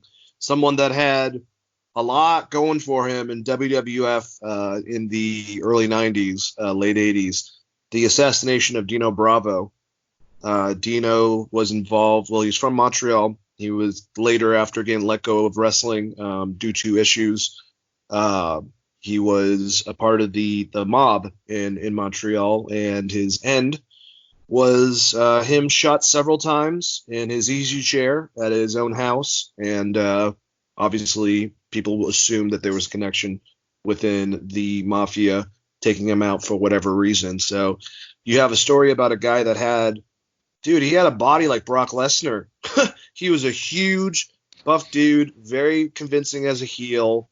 and due to different issues involved in his life, they'll probably go into it. Just fizzled himself out with the company and then made some terrible choices and ended up getting killed. So that will be another dark side of the ring. I wish they would do a happy side of the ring. Yeah. Like, do a dark side of the ring, but like where it ends well, where it's like, and then Arn Anderson stabs Sid with a pair of scissors, but now he's in AEW and everything's okay, and him and Sid aren't mad at each other anymore. Like, can we get one of these, please? Oh shit. Ugh. There's happy stories in wrestling. There are, like, not every wrestler has committed murder or been a complete asshole, or Terry Funk was married to the same woman for like 65 years or whatever. You know what I mean? Yeah. There's good stories you can tell about wrestlers, and I know the idea and the concept and what sells is Dark Side of the Ring, but it's true crime. It is popularity. But if I'm the person making these documentaries at some point, you love wrestling to even go down this road, right? Tell a happy story. Just one. Just one a season. Just one a season. Like, give us the rest of the dark shit that you want to talk about wrestling with, and then just give us one happy thing. Yeah, I would love that, man. I really would. I think the Terry Funk idea is the best because it's a dark story because of how long he keeps on fucking wrestling and screwing up his body, and but there's a lot of light in there too of him still being this great hero in wrestling. So if you do stuff like that, it doesn't have to be an outcome where someone's murdered or fucking ends up committing suicide or something like that, you know? Yeah, and I mean, there's a lot to that story too, where people just loved his wife and talk about her so openly as like Mama Funk or whatever. I think that's a great story to tell, and you could talk about Hollywood, and it doesn't have to all be positive or negative. I mean, Terry Funk definitely pushed himself to the limit. We are going down the path of you're going to run out of negative stories if you're only talking about people that have died or suicide or murder in wrestling. Like, you're going to go through this list pretty quickly. And that's, a good example of that is two documentaries that were done recently, the HBO documentary of Andre the Giant and the 30 for 30 of Ric Flair. It was a positive story for both of them because of how much of an impact they had on the industry, but there were some negatives in there. So you don't always have to have it as a true crime procedural style documentary of like these incidents. Talk about the wrestler themselves. It still is a great documentary style feature. It's worked for Andre, it worked for Rick, and it can work for someone like a Terry Funk too. I mean, it just depends on who you're talking about as the wrestler, right? Like, how over were they, more so than anything else. So if you want to pick, John Cena and give me a super happy John Cena story, I'll probably watch it because John Cena's super over. It doesn't have the murder and sex that's going to sell. I mean, I guess, probably next season, the first one we're going to get is Hulk Hogan. I feel like that's coming down the pipeline. Or at least a steroid trial. The steroid trial, Hogan choking out Belzer from Law and Order SVU. That whole time period. And this is directly after the Snuka stuff, by the way, 84, 85. This would have been leading into the first Mania. There's a lot of crazy shit, like Dr. Death, Steve Williams smacking the shit out of people. Like, there's a whole time period you could do. If you just wanted to do, like, a timepiece documentary, you could. I'm not a filmmaker, but, like, you could totally just say, I'm going to only talk about WWF from 1982 to, like, 1987. And you would have a ton of crazy ass stories, including a Harley Race. Like, was Harley Race there when he pulled the gun out on Hogan? Was that in between 82 and 87? So there's some great story. Yeah, there's some good ass stories that you could tell. What I'm getting at is, like, if the end goal is just this and things that we, like, as wrestling fans have already heard, what do you think the longevity of the show is? Because you're going to run out of stuff. Like, we've already hit all of kind of the big marks of, like, oh man, that happened in wrestling. That's fucking crazy. And there's always crazy shit that happens in wrestling, but they've hit kind of all of the big ones, and they're leading up to Owen Hart, which is like kind of the next one, but that's just kind of a tragic accident. Yep. And we're going to see a lot of that era that you were referring to with David Schultz and his decisions coming up too. So yeah, we'll have to maybe that will be a good show. It just sucks because like with a David Schultz, the WWF wanted him to be the guy to go against Hogan. He was one of Hogan's best friends in real life. They were on the road together. Hogan has told Stone Cold he was like an Austin-like character before you, but because of that, the WWF were like, back the fuck off, and that never happened. Another story with that too, Chris, I'm sure you've heard this. Bruiser Brody was supposed to be one of the heels to go against Hulk Hogan, but he passed away shortly before he was supposed to start with WWF. But Bruce Pritchard said Bruiser might have actually taken the title from him, and he was so popular that they wanted that big villain to go against Hogan, but that fizzled off, unfortunately. Yeah. I think Schultz would have been super over because he kind of had the Psycho Sid thing going, but was a better wrestler and is fucking way crazier, even if you watch him just slapping the shit out of that guy. He did say that Vince told him to go rough the guy up. Maybe not to the extent of what happened, but at that same wrestling con where I met Jimmy Snuka, he did a talk with, it was like him and Eddie Mansfield, who is the guy that kind of broke the story. They did like a side-by-side interview, and he specifically said, like, yeah, no, Vince and the company told me to go rough this guy up to protect the business. So when he slapped the shit out of that guy, he thought he was protecting the business, protecting wrestling, keeping it real, kind of thing. And it ruined his wrestling career, unfortunately. All right. Well, now that we're done with that, let's go on to, do you want to do top 5 theme music, or do you want to go over the Observing Wrestler Hall of Fame first? Let's do top 5 theme music first. Let's give everyone a little bit of things to be happy about, right? Hey, man, sounds good to me. Why don't we go, obviously, we'll go 5-1, and I'll let you go first, especially since this is your idea, and we'll go all the way to 1 and give reason of why we like those said theme music so much. I feel like all of mine are from the same fucking era, though. That's my problem. So I split mine out. I had some good. I think I went all across the board, but this one would have been circa probably 2012, 2013. Kill Steen Kill, 30 Seconds of Magic, featuring Kevin Steen. Kill Steen Kill, probably the best Ring of Honor theme song ever. The first line is, someone called Jim Cornette. I think he might be mad at me. So it's going to be a banger. And it fit the character so well, and that is my number 5. All right, so people might make fun of me because this is not even the theme music that he's known for, but my number 5 is a personal favorite of mine. God, I can't even remember the line now, but it was Sting's music when he was Stinger. The man does this, he does that. The man called Sting. I used to fucking love that so much. It was hard because my other favorite wrestler, I had to knock him off, but it was either that or Shawn Michaels with Sexy Boy. But I used to love that theme song, and I know Sting had a big one before that. That dun dun dun dun dun dun dun dun dun. Very, very similar to the Ultimate Warrior, actually. And then obviously he had the Crow one that was like the Gargoyles theme, very similar to that. And then he had his one after that. I mean, he's had a million, but the man called Sting, I think, is number 5 for me. Love that.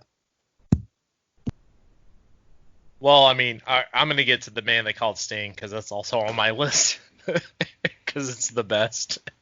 But on number 4 for me is On This Day, the Edge theme. I think when he changed his theme from the Rob Zombie song to On This Day, it kind of fit his character. The Alter Bridge hit single On This Day, probably their biggest song of all time, just because of Edge.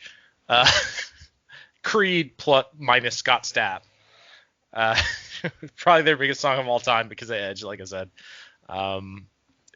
It's still to this day when he comes out. you can only think like as soon as you hear that song, if that song ever came on the radio, you're only gonna think about Edge as soon as it hits, and you're just gonna want pyro to explode in your car. It's just great. It fit who he was with the rated R superstar. Incredible all around. All right, this one is this goes back to my childhood. I could not pick it because every time the fucking song came on, I went crazy. And when he came back to the WWE in the early 2000s and he went back to the red and yellow, it was so much better than his WCW theme. Sorry. But Hulk Hogan, man, Real American, made by Jimmy Hart. And what is the singer, that 80s singer that made the one who sang it? But just an incredible fucking song. Every time you hear the bum, bum, bum, bum. Now it doesn't do the same thing to me anymore. But if I were to say that wasn't one of my favorite theme music and it got me going, I'd be fucking lying. Is it less about Hulk Hogan and more about America? I guess it's more about WWF when I was a kid, honestly. It's Dillinger. Is it Rich Dillinger that sang it? Dillinger? I don't remember. That pissed me off.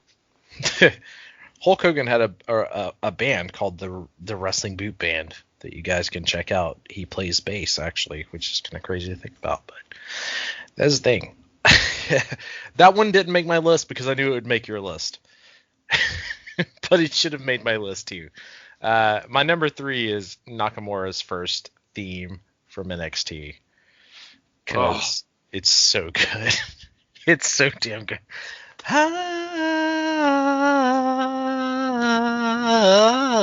It's still just a banger. Go back to it. He does. I mean, I like the lyrical version too. Just that first one. And his debut on Smackdown with the violin player and some of the things they've done in NXT with that theme was just so great. And to some extent made him as a character for an American audience. And that's how much theme music can possibly mean. Yeah, man. Oh God, Nakamura. I don't have a lot. I don't think I have one modern. I don't. But Nakamura is definitely up there. Do you think personally, especially if we have audiences back after this epidemic, would Nakamura, if he went babyface, do you think that people would jump back on with him? If he came out to the original theme and went babyface and had some good matches, probably. Okay. Yeah, I agree. All right. So my next one. He has before we move on, he has that natural Jeff Hardy kind of charisma that's just inescapable. There's just something about Nakamura you want to like in general, and that if he puts good matches on top of it with a good theme song and you don't give him a bullshit storyline, people want to like him. Even when you try to turn him heel, people still want to like Nakamura. Yep. They still sing that theme song even with this new one. They'll still do the old one over it. It's a good-ass theme song. That's why. It's like, I'm going to give, and we'll talk about some honorable mentions, but you're talking about modern. One of my favorite modern ones is Finn Balor's, especially the extended Demon version of that just dun, dun, dun. You just keep on expanding, and that weird, like, ominous music. It's some good shit, man. I will say that. Or the original, the Wyatt family. I love that Radiohead sounding fucking theme music. So I love the Code Orange version that they have now. It's good. The Fiend version. I think that's like, especially the first time I saw it, where it went from Bray to that heavy metal version with the fucking. Yeah. I think that's a pretty dope theme, but I wouldn't put this on this list. That in fact, like Bret Hart and Owen Hart's theme and HBK's theme would be on this list before that, and then probably DDP's rip-off Smells Like Teen Spirit theme. Self high five. Yes, so there's other stuff like the Wolfpack theme is not on my list. That's another great one. Mick Foley's, the car crash. I love that one, man. I just. You know what I was never a fan of? And I love the wrestler, and it still got me amped. But every version of The Rock were fine to me compared to a lot of the other wrestlers in the Attitude Era. The Rock's theme songs? The Rock says. Yeah, I thought they were fine, and as soon as that hit, I would go crazy as a kid. But I mean, some of the ones that I'm about to talk about that are in that same era, just completely, especially my number one. I mean, I think Undertakers and Canes are up there, but I didn't put them on the list because they're not my favorite. But they're definitely iconic. I think those are different things to some extent, right? Like Kane's music is even the metal version of the song. Whoever did that, I can't remember what band did it. Even when they, but even when they went through that little thing where it was like we have to have actual bands sing all the songs, Kane's was one of the better ones because Wait, you didn't like Disturbed doing Stone Colds? No, I did not.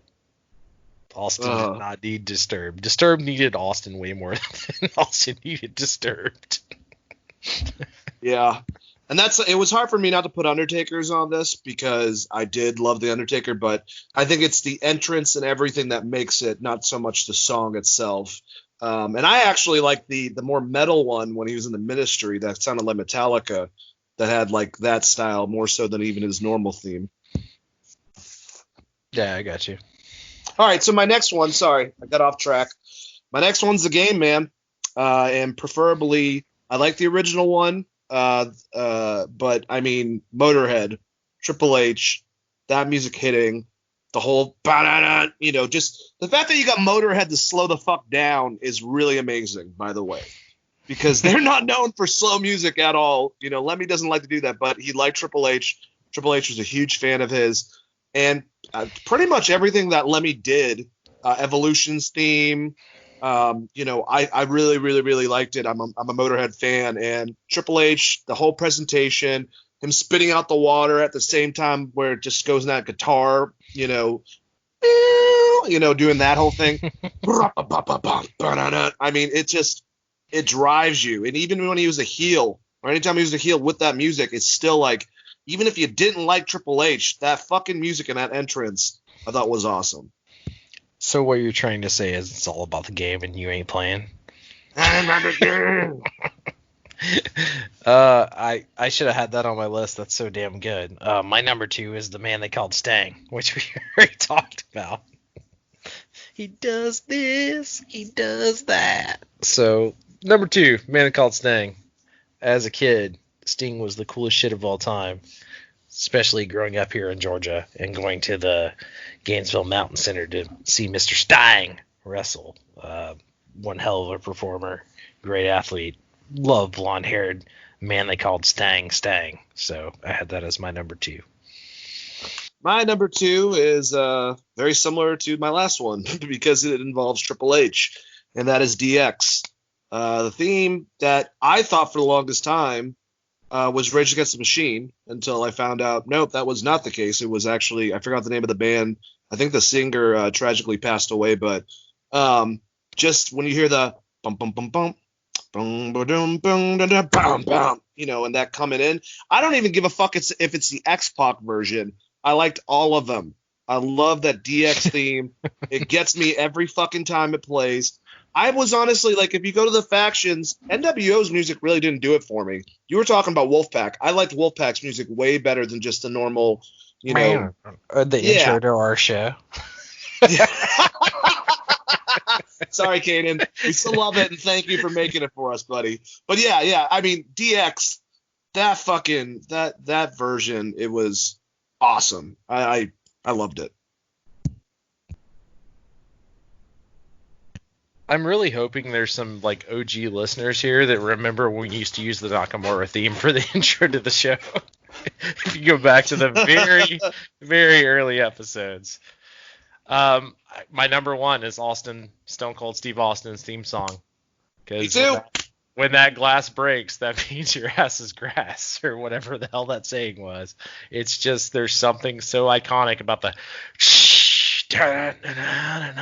it's like the perfect amount of kick-ass theme song for such a great wrestler. And part of it is probably Austin got the theme song over more than the theme song got Austin over. Yeah. But it is perfect for who Stone Cold Steve Austin was and is. And whenever I hear that song, I get so damn happy, and I just immediately want to drink a bunch of beer and drive a four-wheeler and Run over some shit. Maybe give someone a stunner. Parking lot. Oh, and we're forgetting who is, and I can look it up actually, but like, what's the name of the guy that composed pretty much most of the 80s and especially the 90s music that was let go recently? I almost said Jim Jones, but that's the guy that gave everybody Kool-Aid. Is it? is it something like Jim Johnson? Yeah. I think it is Jim Johnson. And Jim Johnson, credit to him, man. He's made some of the greatest. I think he made Bret Hart's theme music. He made Stone Cold. He made, he worked with all these artists. He was a producer and, a lot unsung hero. He also did, I believe, Kevin Owens, a lot of the newer ones before he was let go, a lot of the ones that we liked. But Jim Johnson, apparently Stone Cold, when they were trying to figure out his music, Austin said, I'm trying to make sure that this was actually the right person. Jim Johnson. Yeah, Jim Johnson. He basically said he gave him Bulls on Parade. Austin was obsessed with whatchamacallit, Rage at the time. He said, I want something with the guitar that's nasty and aggressive like this. And when he showed him the Austin thing, it wasn't exactly what Stone Cold wanted, but he just realized that it was going to be the biggest theme music. And obviously, I mean, us two, puds decided that it was. So obviously it is. And every time you hear that fucking glass break, man, you're ready. I remember the saying, if you hear that glass, that's your ass. There you what go. It was. So any other we talked about a bunch of them. Any other honorable mention that you want to state? I can think of a female one that I really liked was Trish Stratus. Is always I always enjoyed her little thing and just going into her thing.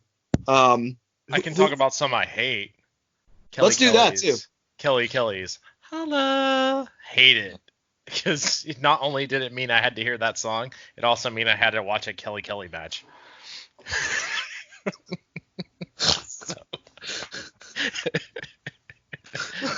that one's up there. Honorable mention, that Jeff Jarrett theme from... Yeah,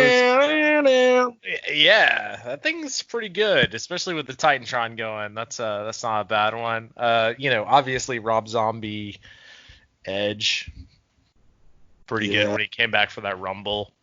Though I'm only gonna, like, when I think of Edge, I'm still on the star. Which still to this day, when he shows up, I send you in chat on this day. It's awesome, man. You know what was one of my least favorite ones? Christian. And he hated it too. The Christian! He fucking hated that one, and I agree. I think it was one of the most terrible fucking music. I definitely liked his latter one. Glorious. So, the Bobby Roode. Glorious. Glorious was so good for when it came out. That was definitely another one, modern-wise. I think that was another one that Jim made right before they let him go. How the fuck did they let him go if he made all these amazing fucking theme songs? I have no idea. Because they want to give everyone generic-ass themes, but then hired Ghost to do NXT stuff. Oh, God. You were saying that you're getting sick of John Moxley's. I hated Dean Ambrose's fucking theme music. That sucked. Yeah, it was bad too. Moxley's theme's not that bad. My AEW music problem is more with fucking God, what Adam Page. That song is still so bootleg sounding. Oh yeah. Where it starts off with the horses and shit, running, galloping, if you will. Oh, that Four Horsemen WCW theme, the Benoit era of that very metal Four Horsemen theme song is that one. Yeah, man. That's associated. I associate that with Arn Anderson so much, man. To me is Arn's song, basically. And I mean, ECW is weird because it's just like, Sandman to enter the Sandman. Yep. Just makes sense. Drunk redneck bashing beer across the sand. Jericho. I gotta say, man, I fucking used to love Chris Jericho's theme music too. It didn't matter if it was in WCW or it was a ripoff of Even Flow, but like his one for WWE is as much as I love Judith,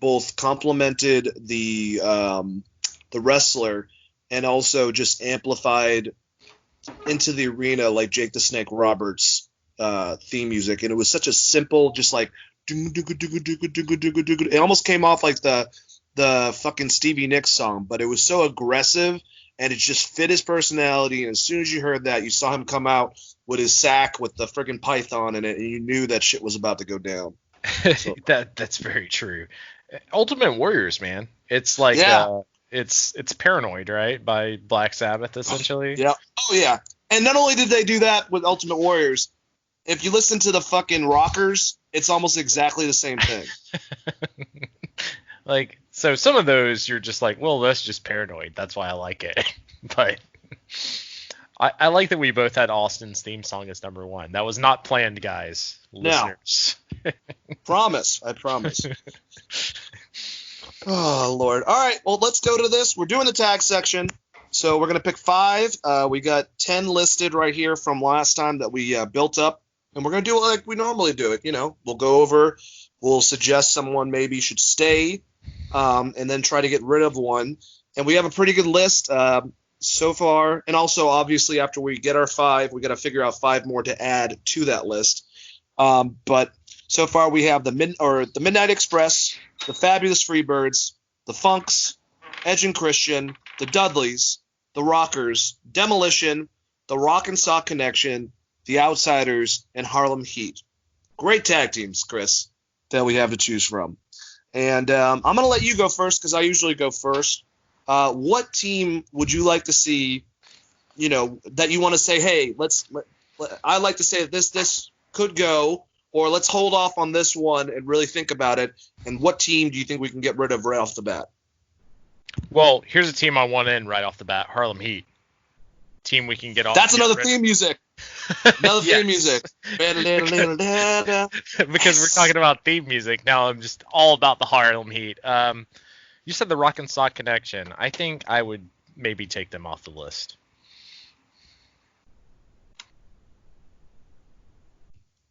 All right, so Harlem Heat is someone that we're placing to put into the Observing Wrestler Hall of Fame, which the Wrestling Observer Hall of Fame would apparently disagree with us, but I don't really give a shit. They're one of my favorite tag teams of all time. So right now, Rock and Sock Connection is gone. Maybe on a future date. I'm going to say, and this is actually a little shout out to you, Chris, I think the Fabulous Freebirds should make our list. I think that they are a dominant trio, and I think that they deserve to just go right into it like Harlem Heat. And for a group that I think that we can get rid of for right now is the Rockers. I love Shawn Michaels, but still, compared to some of these other teams, I can do without them getting in right now. I agree with you. Plus, they almost killed the guy. So there's that. All right. So I'm moving Harlem Heat. And I'm moving the Fabulous Freebirds. We got 3 more choices. So go ahead. I'm going to take out the Outsiders, as much as I love Big Sexy and Razor. But I'm going to put in Midnight Express. All right. So I got little asterisks on all of them. Just want to make sure I'm doing this correct, guys. Just bear with me. Fabulous Freebirds is in. And Midnight Express has something. Is Jim Cornette considered a part of the Midnight Express?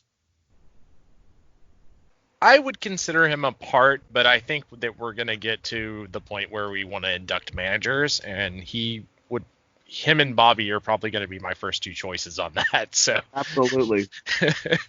So we'll get there eventually. Well, you know, Paul Heyman to some extent will probably be on my list as well. But you get what I'm saying. Yes, he's definitely part. He's definitely part. If we're going to include all of the Fabulous Freebirds, we might as well include Jim Cornette. All right, so I'm going to give you the ones that we have not touched or talked about, just so before I go. We got the Funks, we got Edge and Christian, we got the Dudleys, and we got Demolition. Even though they're dear to me, I'll take out Demolition right now, so we can work on some of these other guys. And unless you oppose that, but I'll pass it to you obviously right now. And I'm going to actually say I like to see the Dudleys go through. I am kind of opposed to pulling Demolition because I think that was one that I was going to put out there. Okay. Just because they were such a solid tag team for such a shitty tag division for so long. Even though they're kind of a copy, but both guys were so great in the ring. And what was their... think most people remember Royal Rumble 89 where they started off the Royal Rumble and just beat the living shit out of each other right off the beginning. And also, Mr. Fuji is such a great manager for them. Like, there's a lot of good things about Demolition. I'm not ready theme to music off. Here comes the Axe, here comes the Smasher, their Yes. Demolition, Walking Disaster. Yeah, all right. I you know what? Who I'll pull for mine, and we'll keep Demolition blank for right now. I'm gonna still suggest the Dudleys. If you want to pick Demolition next, you can. God, there's only two choices now. That sucks. It's either the Funks or Edge and Christian. I got to get rid of. I'm gonna do you a favor and I'll pull the Funks just because, as great as they were both known better as singles wrestlers. Okay. So does that mean all right? So not that they weren't a great fucking tag team. Like the Funks were badass. Dory and Terry could rip some shit up in the ring. Don't get me wrong. I'm just saying, like, out of the tag teams we have left, I'm gonna say Edge and Christian. Just simply because Edge speared Jeff Hardy off like a 40-foot ladder. He deserves to be here. Well, now here's the question. All right, so we got 5 technically. We got Harlem Heat, we got Demolition, we got the Dudleys, we got the Fabulous Freebirds, and we got the Midnight Express. Do you want to keep Edge and Christian in and remove one of those other teams, or just say Edge and Christian will be good later on? Man, do I remove Demolition for Edge and Christian? That's what you're getting at. Ugh, so hard. It's any of them, honestly, but yeah. You kind of changed my mind with Demolition, but I'm willing to go back to what it was to put Edge and Christian on there. It's up to you. I say we keep it as is because I think Demolition doesn't get enough love, and obviously Edge and Christian, they're gonna get all the love anyways because of the TLC matches. So let's give Demolition some love, and we'll save Edge and Christian for next time. All right, so our list total right now for the Hall of Fame itself. We got Ric Flair, we got Macho Man Randy Savage, Stone Cold Steve Austin, Bull Nakano, HBK Shawn Michaels, the Brainbusters, the Rock and Roll Express, the Hardy Boys, the Steiner Bros, the Road Warriors, Terry Funk, Roddy Piper, The Rock, Trish Stratus, The Undertaker, the Midnight Express, the Fabulous Freebirds, the Dudleys, Demolition, and Harlem Heat. Such a good list. Such a good list of wrestlers. I want to add to our list for next week, right now, while I'm thinking of it, the Nasty Boys. Oh, yeah, dude. Nasty Boys. In Public Enemy. And ICP, because they're never going to get love, but they deserve to be on this list because they worked in every company ever of all time. All right, so Public Enemy. Do you really want to put ICP there? I mean, I don't think they're going to... I mean, they probably be a long reach to get in, but we should put them on the list because I think they're one of the most over tag teams. Especially after watching their recent TNA and going back. Are you talking about Insane Clown Posse? Yes.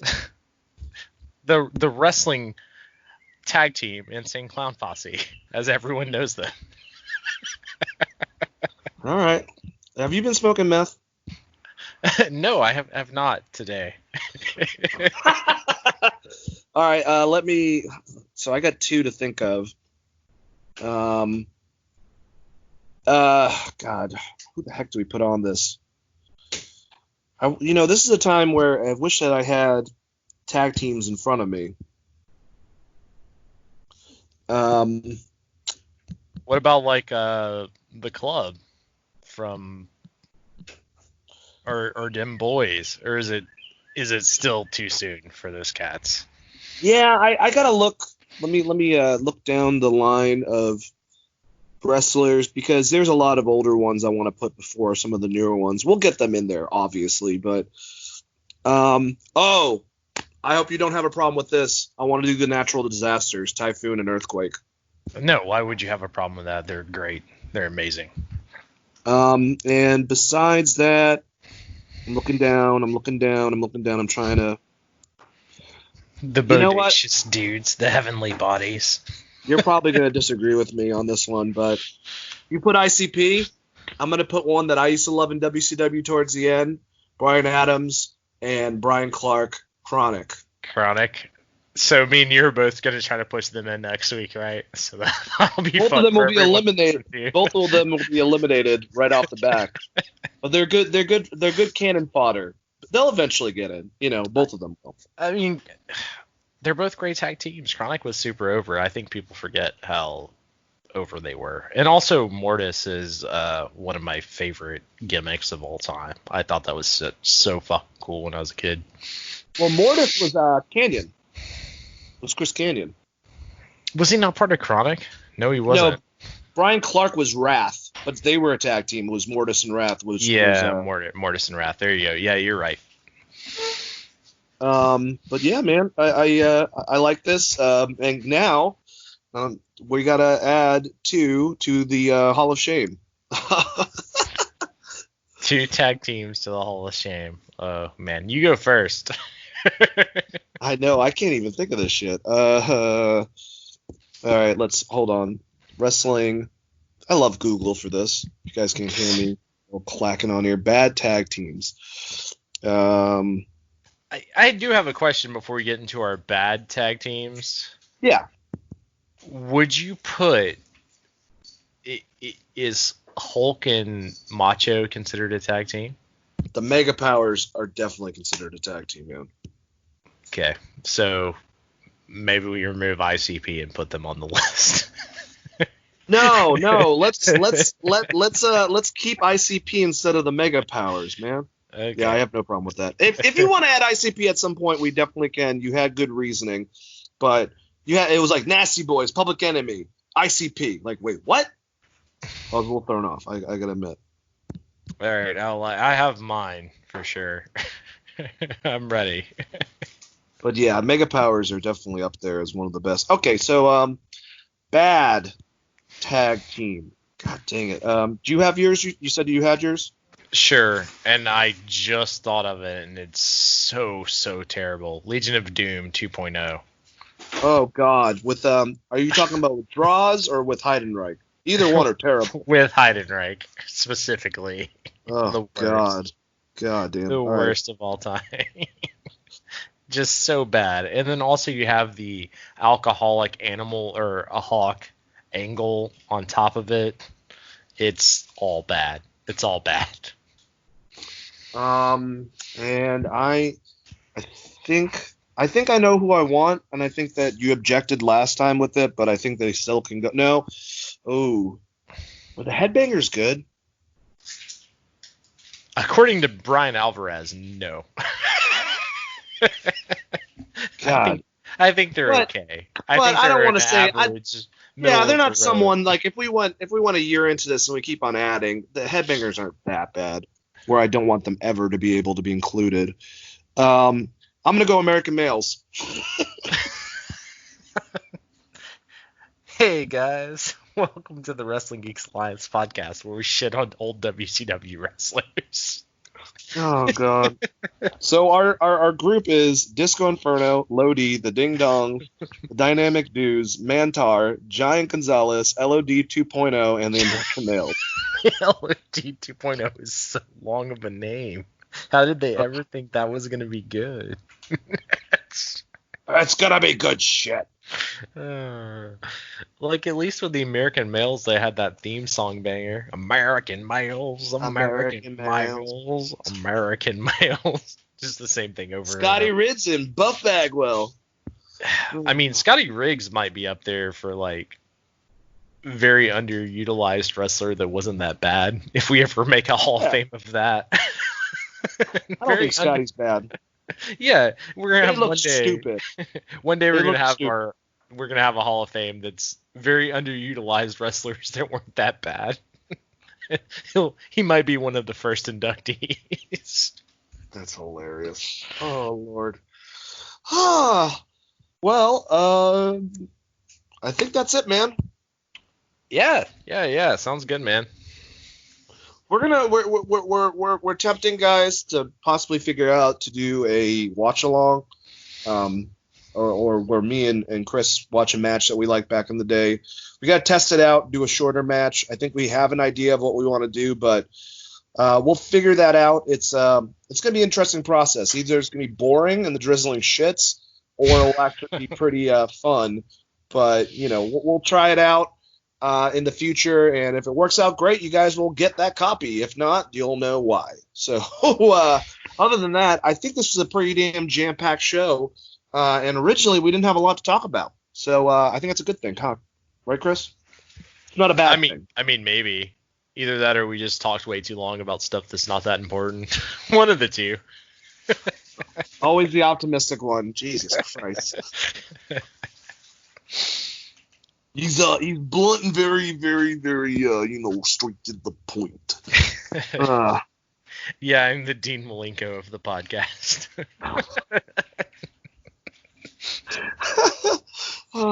Good old Dean Malenko, man. All right. Well, either way, that was another episode of Wrestling Geeks Alliance. Thank you guys so much for listening out there. Remember, go to geekvibesnation.com if you guys want to find news information. Big rest in peace to whatchamacallit, Howard Finkelman, who passed away this week. We already talked about it on the last episode. But yeah, go to our website. We have a news article about him. We do wrestling on there, video games, comic books, movies, whole bunch of stuff. And you can find, ways to get to all of our social media platforms with Geek Vibes Nation. Search that on Instagram, on Facebook, and on Twitter. And join the conversation. Join Geek Vibes Nation. And also, like I said, all audio platforms. You can find Wrestling Geeks Alliance. You can find us on YouTube. You can find us on Spotify, Stitcher, iTunes. Wherever you can do it, you can find us and listen to us. And we appreciate all of our listeners. And have a very safe weekend, guys.